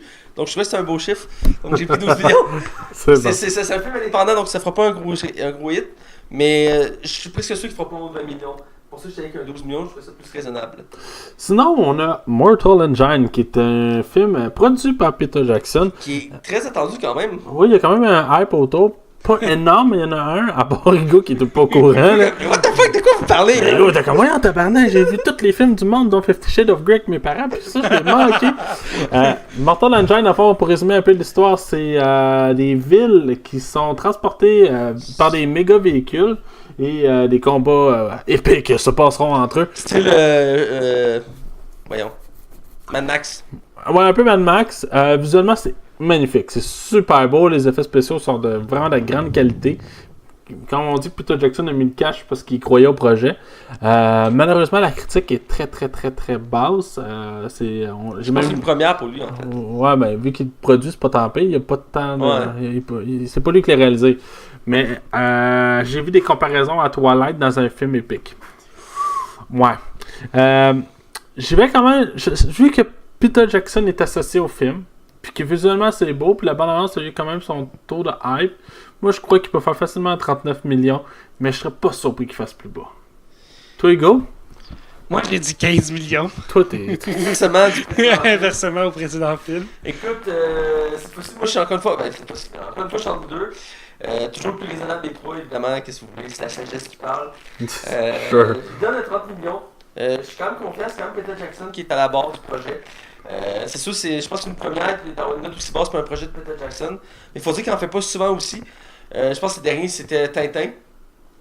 Donc. Non, il m'a même pas. C'est pas Steven Spielberg qui l'a réalisé, Tintin? Ouais, mais c'est lui qui est le producteur qui inverse. Ouais, ben là, c'est ça pour la suite, puis on l'a jamais eu. On va l'avoir demandé théoriquement. On avait parlé il y a pas longtemps qu'il allait faire la suite finalement. Là. J'ai vraiment hâte. Il avait dit genre 2020, un truc comme ça. Là. Ouais. En tout cas, bref, tout ça pour dire que c'est du Peter Jackson. C'est quand même lui qui a fait la trilogie Seigneur des Anneaux puis de Hobbit. C'est pas rien, il sait ce qu'il fait d'habitude. C'est sûr que la critique en ce moment ne nous aide pas. Mais je prévois qu'un 30 millions, c'est réaliste. Donc, vas-y, Max, vous êtes le plus gros film qui est attendu. C'est un film que je pense que les trois on attend avec impatience.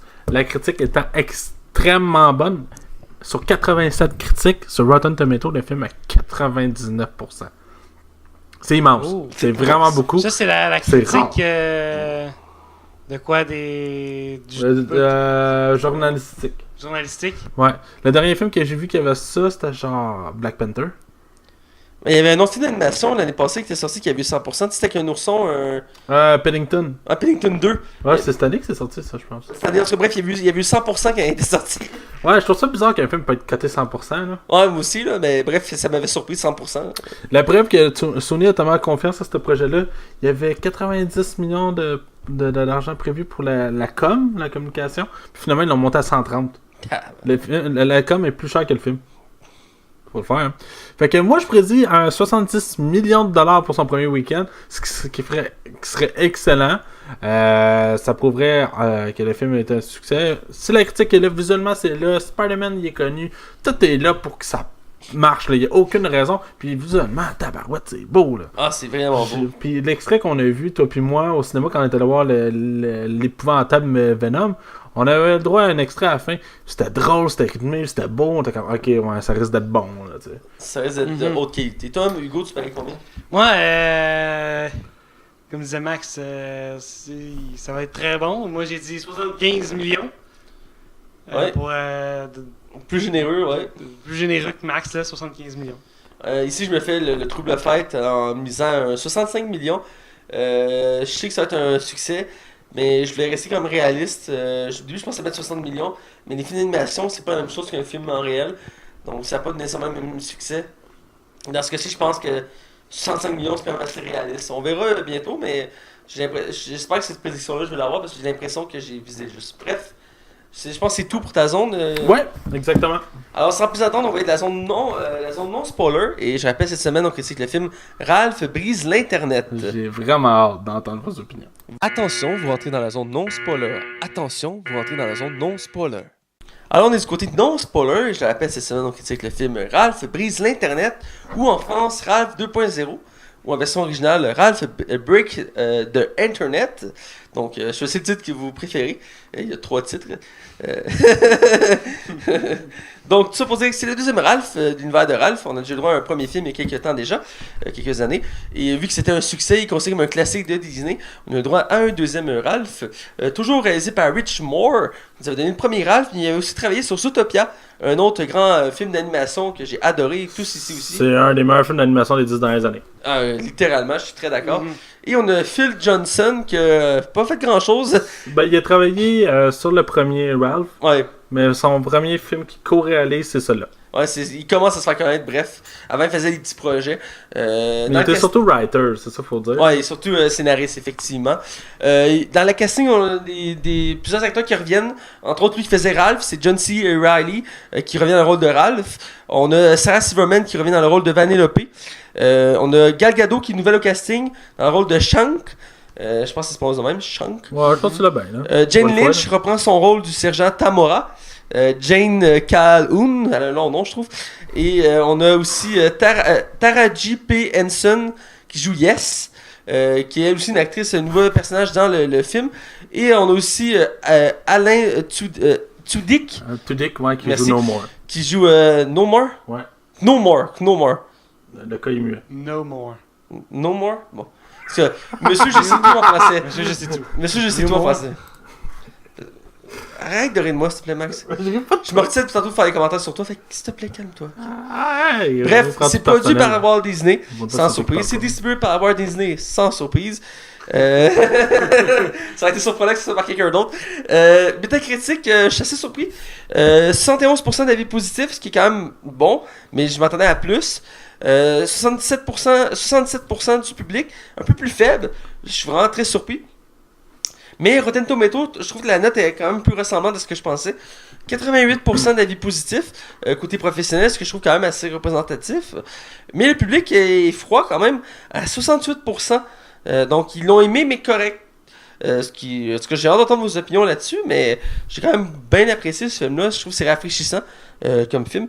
Mais bref, on reviendra dans quelques instants. Max, vas-y avec le box-office. On a un budget de 175 millions qui est gigantesque, c'est vraiment beaucoup, mais surtout pour un film que le premier avait pas tant marché que ça. C'était un succès, mais pas correct pour dire une suite, mais fallait oser faire autre chose. Et le film à date a rapporté 258 millions. C'est bien, mais c'est pas non plus hallucinant. Là. C'est respectable. Le film va être il est pratiquement rentable. Là. Mais c'est pas fou. Et voilà. Donc, pour mettre en contexte, le deuxième Ralph se passe 6 ans après le premier Ralph. Et on suit toujours Ralph qui vit une vie paisible et heureuse avec sa meilleure amie qui est Vanellope. Et un jour, Vanellope commence cette année de son jeu. Et elle commence à avoir marre de tout ça. Et dans le même temps, le Wi-Fi est introduit dans l'arcade où ils vivent tous. Et Vanellope va accidentellement briser son jeu à cause de Ralph, qui va vouloir faire une bonne action, mais ça va empirer les choses, et son jeu va se briser. Et donc, ils n'ont pas le choix d'aller sur Internet. Le volant est brisé. Oui, Hugo. Voilà. Je ne voulais pas nécessairement le mentionner là, mais c'est correct, Hugo. C'est correct. Bref, je continue. Et ils vont devoir aller sur Internet pour retrouver ce fameux volant et le ramener à l'arcade pour réparer le jeu. Sinon, ben, le jeu va être déplugué. Et Vanellope et tous ses amis de son jeu vont se retrouver sans jeu. Donc, voilà, c'est ça le contexte de l'histoire. Donc, on va voir les personnages développés à travers Internet. Donc, c'est dur de parler du casting dans la mesure qu'on l'a vu en version originale et aussi en version québécoise et aussi parce que c'est en animation. Donc, c'est dur de juger le casting. Donc, je pense qu'on va éviter cette partie-là. Je crois, à moins que vous ayez quelque chose à dire là-dessus. Non. Voilà. À part que Philippe Laprise de fois me gossait. On peut parler un peu du doublage québécois, effectivement. Philippe Laprise t'a dérangé? Un peu son. Je trouvais que c'était pas naturel. Un peu. Des fois, il s'en sortait vraiment bien, puis il y a des shots, j'étais comme. Ça me sortait du film. Là. Moi, je trouve qu'il s'en sortait quand même très bien dans la mesure que si tu le compares entre autres à Martin Matt qui avait joué dans Zootopia. Ah ouais, lui, c'est le pire, là. Je veux dire, ici, j'oubliais vraiment que c'était Philippe Laprise qui faisait la voix. Même si, peut-être un ou deux reprises, je sentais que c'était Philippe Laprise qui parlait. Dans l'ensemble, sa voix était tellement internationale que j'oubliais que c'était Philippe Laprise qui À faisait certains la voix. moments, moi, j'oubliais que c'était Philippe Laprise. Ah ouais. Je Ah, pas moi. Ah, c'est vrai, c'est Mais Philippe Laprise. je trouvais quand même que c'était moins pire que Garfield avec Patrick Harris. Ouais, mais ça, c'est. Ouais. Mais reste que je trouvais que c'était bien. Puis aussi, on peut noter aussi Daniel Brière dans le rôle de Monsieur Je sais tout. Daniel Brière, j'ai C'est dit. Daniel. C'est Benoît, hein? Benoît Brière. Ouais, c'est Benoît. Il me semble que t'avais dit Daniel tantôt. C'est Benoît, ouais, t'as raison. Mais Benoît Brière, c'est vraiment pas son premier film Tu peux d'animation. mettre... Oui, tu peux mettre... Benoît Brière, c'est vraiment pas son premier film d'animation. Non, c'est pas son premier film d'animation, puis c'est un excellent acteur québécois. Et ici, je trouve qu'il est très bon. C'est un personnage secondaire dans le film, pour mentionner. Il fait Monsieur Je sais tout. Mais il le fait bien et je trouve que on oublie encore une fois que c'est lui qui fait la voix. Là. Je pense qu'on va être d'accord aussi là-dessus. Quand un bon doublage a eu lieu, surtout pour un film d'animation, on se concentre juste sur les personnages au final. C'est le cas ici. Donc, on va avec notre critique générale du film. Puis on est rendu à ce moment-là. Je vais faire un tour d'horizon. Je vais commencer avec Hugo. Moi, j'ai très bien apprécié le film. J'ai passé un bon moment, mais j'étais tout seul un vendredi après-midi. Alors c'est ça, je pensais être tout seul, mais non, il y avait des familles, des parents avec leurs enfants qui venaient de finir l'école. Donc, comme je disais, j'ai passé un agréable moment. J'ai ri, j'ai été ému, j'ai été touché. J'ai bien aimé la morale à la fin du film. Et puis, voilà. D'accord. Toi, Max? Ben, j'ai trouvé ça très moyen. Ah ouais? Sur plein d'aspects, j'ai pas eu tant de plaisir que ça. Je trouve que le concept de l'Internet, ils l'exploitent vraiment pas assez. Ils touchent vraiment rien qu'en surface. Puis c'est quelque chose qui m'a comme vraiment déçu. Genre, je pensais vraiment qu'on allait voir comme des vrais clins d'œil de l'Internet. Puis finalement, en bout de ligne, non. J'ai juste eu l'impression que c'était comme hey, on détient Star Wars, hey, on détient Marvel. J'ai aussi ça comme feeling. Je trouve que le scénario se tient en une ligne. C'est vraiment simple, c'est du déjà vu, c'était même très prévisible. Le film me fait rire un peu, mais je trouve que ça se perdait, tu sais, puis ça reste des personnages de jeux vidéo, puis j'ai comme pas senti que c'était un film de rapport aux jeux vidéo, même si c'est dans l'internet. Il y a comme plein d'aspects de même qui m'ont comme décroché. Je sais pas, il manquait quelque chose qui fait que j'ai pas eu autant de plaisir. Le premier j'ai vraiment eu du plaisir parce que en tant que joueur de jeux vidéo, j'étais capable de voir plein de références tout le long du film. Là-dedans, j'ai l'impression qu'on m'a juste permis de publicité. Hey, regarde Facebook, hey, regarde Pinterest, hey, regarde eBay, hey, regarde. Je trouve que ça aurait été plus drôle de changer les noms pour e-boy. Tu sais, e-boy, je trouve que ça. Il aurait pu jouer avec les noms pour faire des jeux de mots avec ça. Je trouve que ça aurait été plus intéressant que des vraies marques. Puis ça m'a vraiment dérangé. J'ai vraiment l'impression d'avoir écouté une pub moyenne pendant 1 heure et demie. Mais Vanellope, c'est un personnage que j'ai trouvé vraiment adorable encore. Effectivement. Écoute, pour ma part, j'ai apprécié le film. Je trouve que c'est dans la même ligne que le premier. Je peux comprendre tes points. J'ai entendu des similaires dans certains commentaires sur le film, sur les réseaux sociaux. Ça donne beaucoup l'impression que c'était des pubs. Mais moi, j'ai aimé l'immersion qu'on a eue dans l'univers d'Internet. J'ai aimé revoir mes personnages, que j'aime beaucoup Ralph, Vanellope. J'aime beaucoup ces deux personnages-là. J'aime beaucoup aussi le gars qui fait partie du jeu de Ralph, là, le gars avec le marteau. J'aimais bien dans le premier. Je trouve qu'ils l'ont mis un peu plus secondaire dans le deuxième. Là. Mais tu sais que pourquoi c'est un bon personnage? Parce qu'il connaît le secret pour faire élever des enfants. Ouais! Je l'ai trouvé bonne. Oui, c'est vrai. C'est vrai. Puis il dit que ça coupe, ouais. Mais non, j'ai apprécié le film. C'est pas aussi poussé que le premier. Ils ont vraiment voulu comme aller large, sans trop aller en profondeur. Même s'il y a un côté profond qui se développe un peu. Mais l'histoire en tant que telle n'est pas aussi complexe que le premier. Ouais, puis Nintendo est complètement absent de ce film-là. Hein? Ça, dans la mesure, Ouais, quand même. Il y a beaucoup de personnages qui étaient dans le premier qui étaient pas dans le 2. Tu sais, comme Bowser, il était où? Bowser, c'est vrai. J'ai vu. Non, il est pas là, je te jure. Ben, Sonic, était-tu dans le 1? Sonic, je suis pas sûr. Je sais qu'il y avait des personnages de l'univers de Sonic, mais Sonic, je pense. Ben, dans le 2, on voit Sonic qui parle. Oh, c'est ça, mais dans le 1, je suis pas sûr. Faudrait, mais peut-être. En tout cas, effectivement, les références sont pas toutes les mêmes, mais les franchises Nintendo sont plus frileux eux, pour leurs affaires. Ils l'ont laissé un peu pour Pixel, mais. Ouais, c'est quasiment bizarre. Hein. J'avoue, c'est bizarre. Mais dans l'ensemble, j'ai été diverti, j'ai bien aimé ça, j'ai trouvé ça touchant, l'évolution des personnages principaux ensemble, leur amitié, tout ça. Aussi, une bonne morale sur l'amitié en règle générale. Oui, c'est ça. J'ai beaucoup aimé. Ça fait réfléchir honnêtement sur plein d'aspects sur l'amitié, parce que l'amitié c'est quelque chose de précieux. Et des fois, on réalise pas, parce qu'on prend ça pour acquis. Et c'est important, l'amitié, moi je trouve que c'est la chose la plus importante, c'est plus important que les relations de couple. Parce que l'amitié, ça peut durer une vie, une relation de couple. L'amour, oui, c'est fort, je suis très d'accord. Parce qu'une chicane peut finir avec une poignée de main. Voilà, exactement, Max, exactement.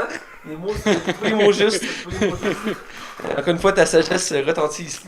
Parle-moi, Mr. Suzuki. Mais dans l'ensemble, j'ai bien aimé le film et je trouve ça touchant. Puis j'ai hâte de l'écouter parce qu'il y avait beaucoup de références. Ça me faisait penser un peu à Ready Player One. Il y a des moments dans le film qui avait tellement de stock que c'était dur de tout observer. Surtout l'introduction quand il arrive dans Internet. Moi, je regardais de gauche à droite, j'essayais de tout voir, mais ça passait vite. Donc, c'est le genre de film que je vais réécouter au ralenti pour voir un peu plus de détails. Mais j'ai mis les petits clins d'œil par-ci par-là aussi à tous les univers de Disney. J'en prends d'un côté spoiler, mais dans l'ensemble, je trouve ça bien. C'est un bon film que j'ai bien aimé, voilà. Donc, sans plus attendre, on va aller du côté spoiler pour en parler plus en détail. Attention, vous rentrez dans la zone spoiler. Attention, vous rentrez dans la zone spoiler. Alors, on est du côté spoiler, on va parler plus en détail du film Ralph brise l'Internet. Je vais commencer avec une anecdote que je vais mettre ici, pas dans le côté spoiler, non spoiler, mais je pense que j'aurais pu mettre là aussi. Mais dans le film de Ralph, on a la chance de voir toutes les princesses de Disney, aussi certains personnages de Marvel et aussi certains personnages de Pixar, entre autres. Et tous ces personnages-là qu'on voit sont doublés par leur voix originale.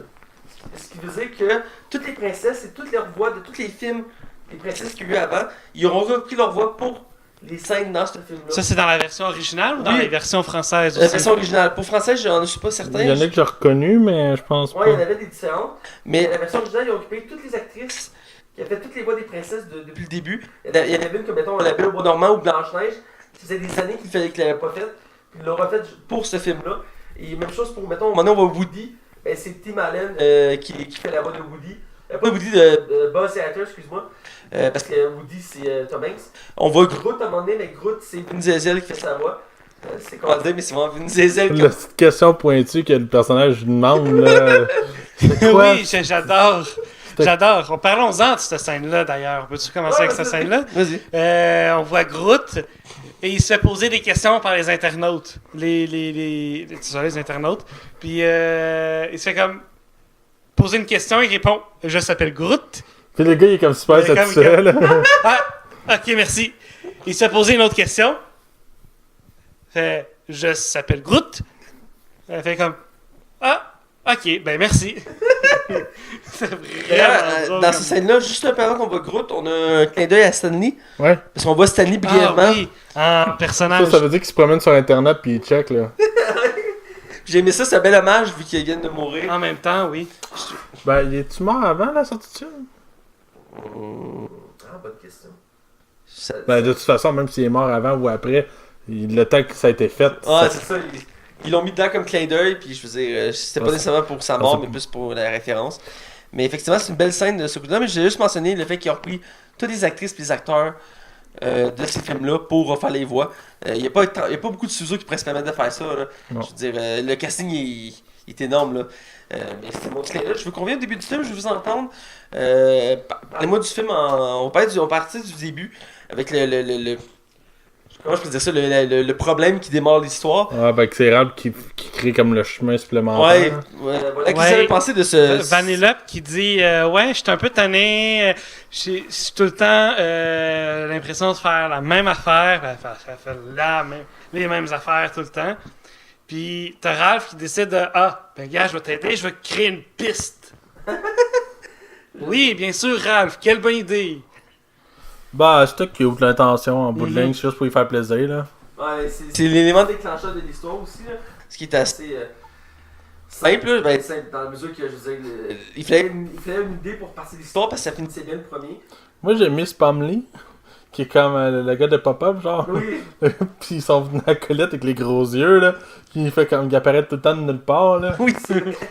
Comment il s'appelle son acolyte? Ah, je me rappelle plus. Mais c'est un petit passage secondaire du film qui est vraiment bien parce qu'il va les aider. Je peux même pas le trouver dans le casting, il n'y avait pas de voix. Non, c'est ça. Mais non, effectivement. Donc ça, c'est la mise en situation, le jeu brise. Ils doivent se retrouver sur Internet. Qu'est-ce que vous avez pensé de l'univers qui était représenté Internet dans ce film-là? C'est ça, vente. Ben, Vas-y, en premier. je vais y aller si tu me permets, Max. Vas-y. J'ai bien aimé la façon dont c'est amené. Ils s'en vont vers l'Internet, puis ils sont comme entre le modem et le Wi-Fi. Ouais. Ils sont comme, mais qu'est-ce qu'il faut faire là maintenant? Puis on voit le gérant du magasin de jeux se connecter au Wi-Fi. Puis là, tu vois le personnage qui pop du gérant du magasin de jeux, qui s'en va vers l'Internet. Là, ils sont comme, oh, J'aime bien la façon dont c'est amené, comment c'est imagé aussi en version animée, comment est représenté Internet. Puis comme c'était expliqué à des enfants, puis j'ai bien aimé ça aussi, comment c'est apporté. Vas-y Max, continue ce que tu veux dire. Ben c'est ça, moi j'ai trouvé ça moyen. Oui, sur le premier abord, je pense comme je disais, c'est les publicités qui m'ont dérangé vraiment beaucoup. Je pense que ce qui aurait été intéressant, c'est justement des jeux de mots comme eBay ou Facebook. Il y avait de quoi à faire avec ça. J'ai vraiment l'impression d'avoir été spammé de publicité. Parce que si c'était pas payé puis pas autorisé, il n'y aurait pas ces noms-là. On s'entend dessus, là. Je l'ai vu vraiment un peu comme ça, puis je trouve que c'est vraiment malhabile comment c'est amené. Tu sais, eBay, là, on l'a en gros, là. Puis là, c'est des enfants qui vont voir ça, là. Je répète, là, c'est des enfants, là. Puis ça m'a dérangé, honnêtement.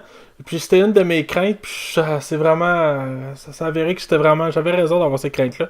C'est sûr que tu peux passer... Les enfants vont peut-être passer à côté sans s'en rendre compte, mais un adulte comme moi s'en rend compte, c'est sûr. Puis c'est sûr que ça m'amène des petites références, mais ces références-là sont pas comme... Tu sais, je voyais le logo des IMDb, qui est une application que j'utilise beaucoup pour le cinéma. Mais tu sais, j'ai pas fait comme oh shit, c'est IMDb. C'est pas comme un Marvel ou comme oh tabarnak, c'est Captain America. Non, c'est de la publicité que j'ai payé pour aller voir. Puis je pense que ça m'a vraiment déplu, là. Ça m'a vraiment laissé en arrière-goût.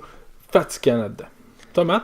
Ben écoute, j'avais vu des commentaires comme le tien, comme je disais tantôt, c'est ce qui disait que c'est vraiment coupeux, puis que c'était vraiment comme juste de la pub non-stop dans le... C'est peut-être ça qui a justifié une suite, justement. Tu parlais pour faire ce film-là, non? Financer le deuxième, ouais. Ah, peut-être aussi, mais tu sais, Disney, l'argent puis Disney... moi, j'ai aimé quand même l'aspect de Internet, c'est monté comme si c'était une ville, puis chaque site avait son bâtiment. J'avais aimé le concept en l'air de ça. Effectivement, ils mettaient comme plein de compagnies, puis des fois, c'était juste « Ah! » Mais ça faisait pas autant... j'avais pas le même feeling que quand j'ai vu Ready Player One, ou que... je sais pas, je venais d'interroger, je suis ah oui, cette référence-là. Ici, il y en avait des belles, mais c'était plus. Comment je faisais ça? C'était plus imagé, c'était pas profond. C'est le logo d'Amazon, c'est le logo de Facebook.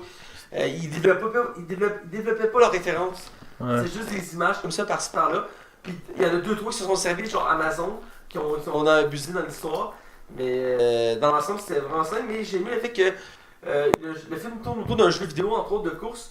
Puis il aurait pu clairement prendre un jeu de course qui existe pour vrai, pour faire un coup de pub.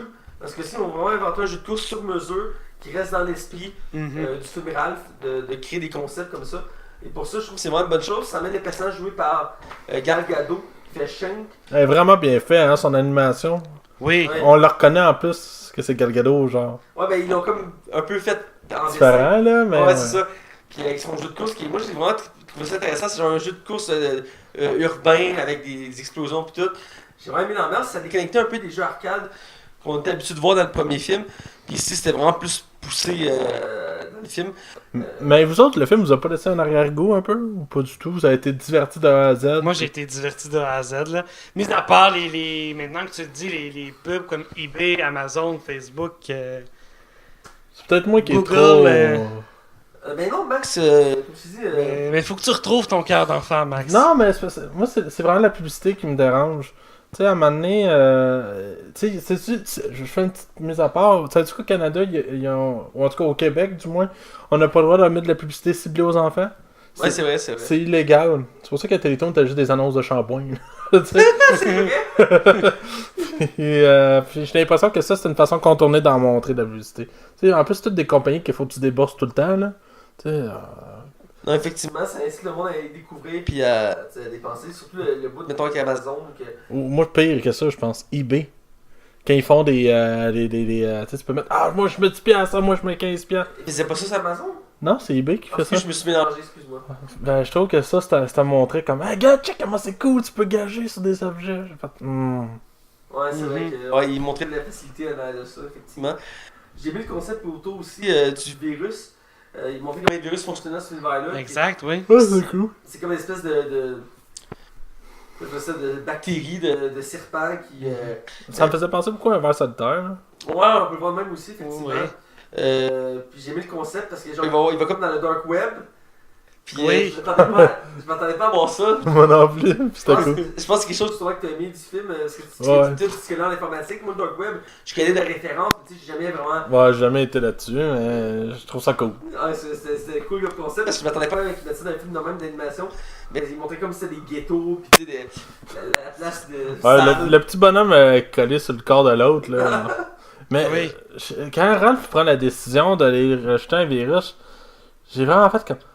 Mais pourquoi tu fais ça, logiquement? Tu sais, je veux dire, je sais que je suis un être humain, mais. Puis il faut avancer le récit, mais j'ai vraiment l'impression que le personnage prend vraiment une décision qui est complètement épaisse, qui devrait savoir que c'est plein de conséquences, genre.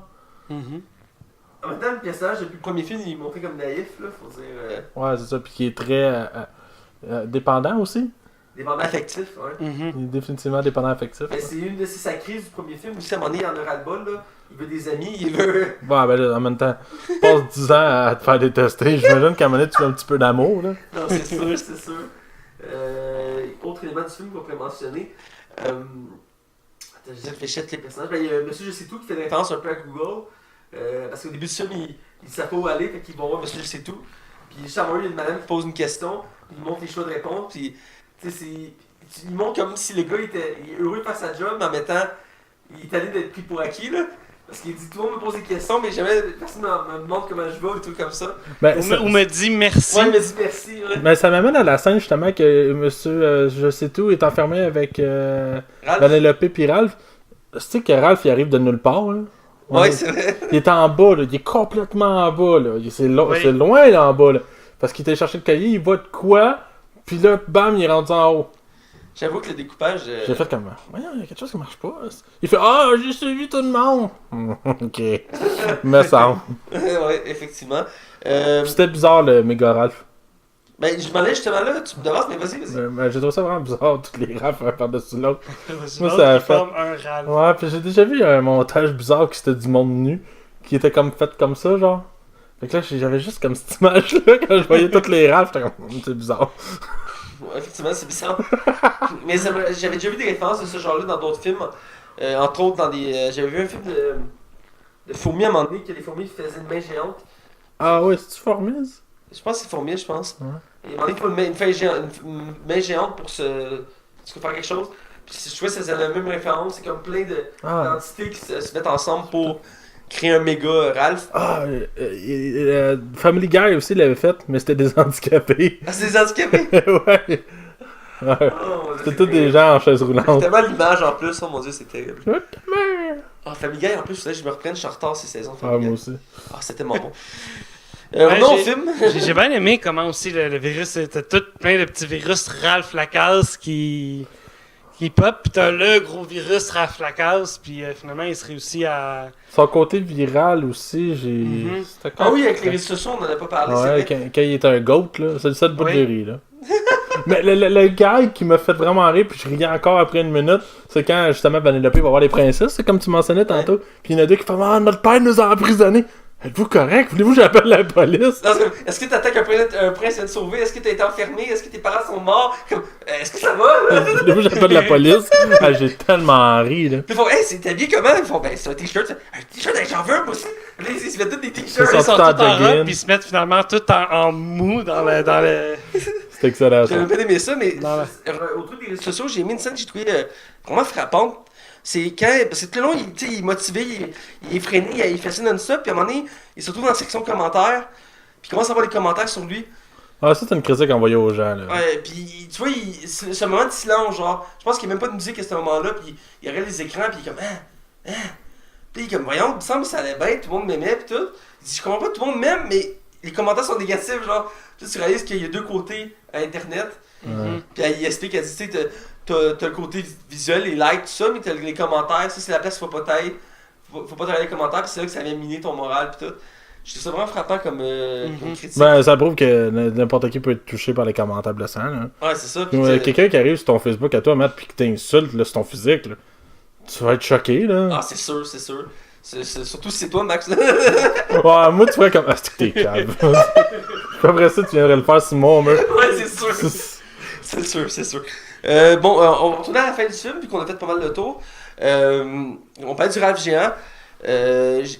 je veux comprendre la conclusion un peu du film, que dans le fond, Ralph réalise qu'il est étouffant comme ami. Pour étouffant comme ami, que Vanellope lui dit dans sa face et au monstre, puis que le monstre fait comme ouais, ok, c'est bon, j'ai compris la leçon. Puis que Ralph par après fait comme ah oui, ok, je t'étouffant comme ami, je comprends la leçon, puis je vais te laisser vivre ta vie au bout du compte. Il y a une belle. Quand je parlais de la morale sur l'amitié, je trouve qu'elle est intéressante parce que l'amitié c'est sain, mais il faut la savoir la doser. Parce que si tu es trop affectif, comme Ralph faisait, ça avait miné l'amitié, puis c'est pas une bonne chose. Donc j'ai bien aimé la morale de ce bout-là.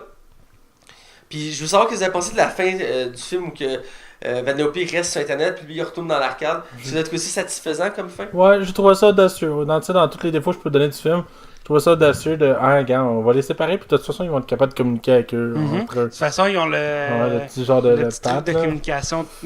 Ouais, j'ai trouvé ça cute, puis je trouvais que c'était simple, c'était vraiment une belle morale pour les enfants malgré tout. Là. Ouais. Toi aussi, d'accord, Hugo? Ouais? Oui.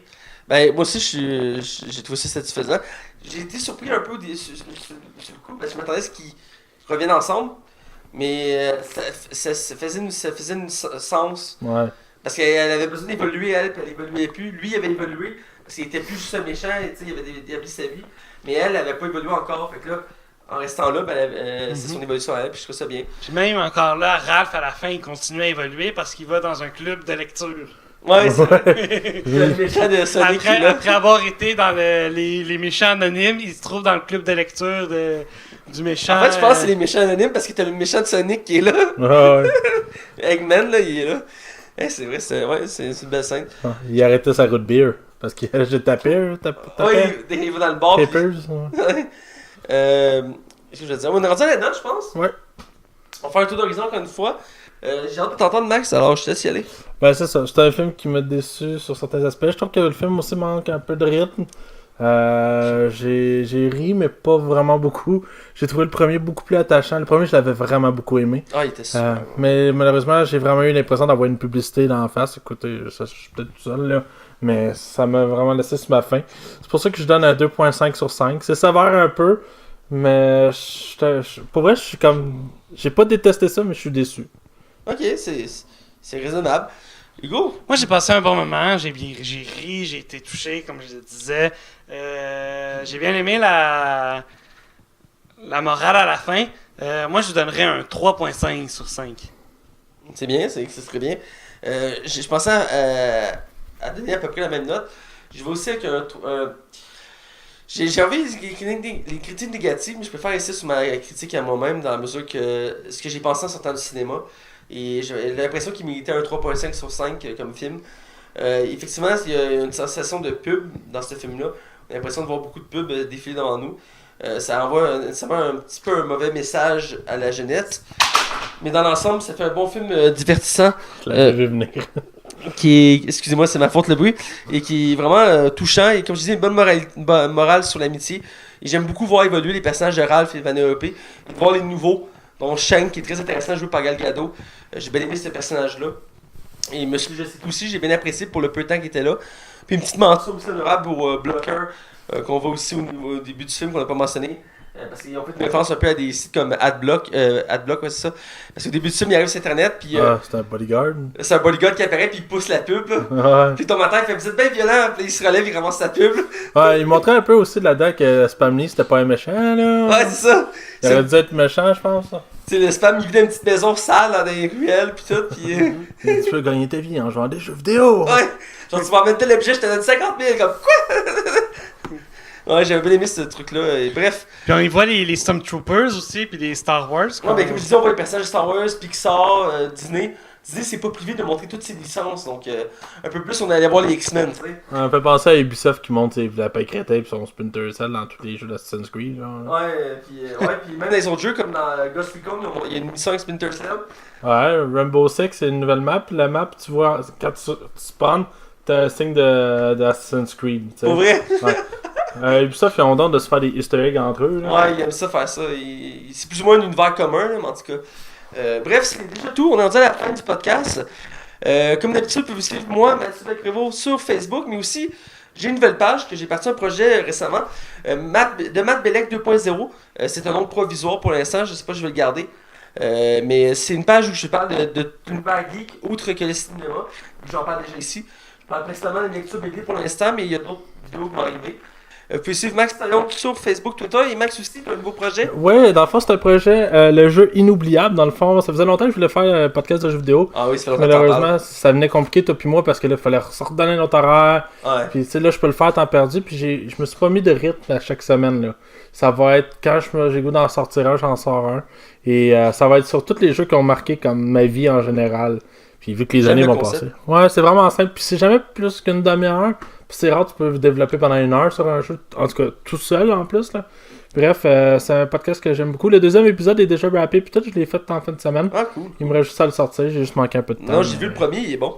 Il est bon. Le deuxième, il dure comme juste 20 minutes, puis j'ai vraiment essayé de faire une demi-heure, c'était pas évident. Parce que moi, je me chronomètre pas, mais à chaque fois, je fais à peu près le même temps. Bref, c'est un nouveau projet. Ouais. Vous pouvez suivre aussi Hugo Main sur Facebook. Et Hugo, est-ce que tu as une émission de chasse et pêche qui s'en vient au plein air? Moi, j'ai une émission de cuisine, un podcast sur les émissions de cuisine, Ah puis oui. sur le sport plein air. T'es le prochain Ricardo du plein air, c'est ça? Exactement. Tu nous apprends à faire des C'est recettes. vrai. de chevreuil? Facebook, c'est pas mal tout. Et Parfait. bientôt, si on a des Français à l'écoute qui venaient au Québec, dans notre belle région des Laurentides, vous êtes membre des clubs Lukea, venez me dire un bonjour aux activités en bas. Ça me Ok. fait plaisir de... Dans l'église, en bas, je suis le gars avec les sacs de bonbons. Fait que venez me dire bonjour, dire « Hey, on écoute le podcast en France! Comme d'habitude, toujours un plaisir de t'avoir avec nous, Hugo. T'es un invité, je marque. Tu fais partie du groupe très sélect des plus de 20 participations. Un jour, tu vas être full-fledged. Un jour. Un jour, ça va être bon. Je sais que t'as hâte, mais tu sais, c'est pas facile, là. Au moins 100 épisodes. Le gars, il a acheté 100 pièces de micro. Bref, c'est déjà tout pour le podcast. On vous dit de rester à l'écoute.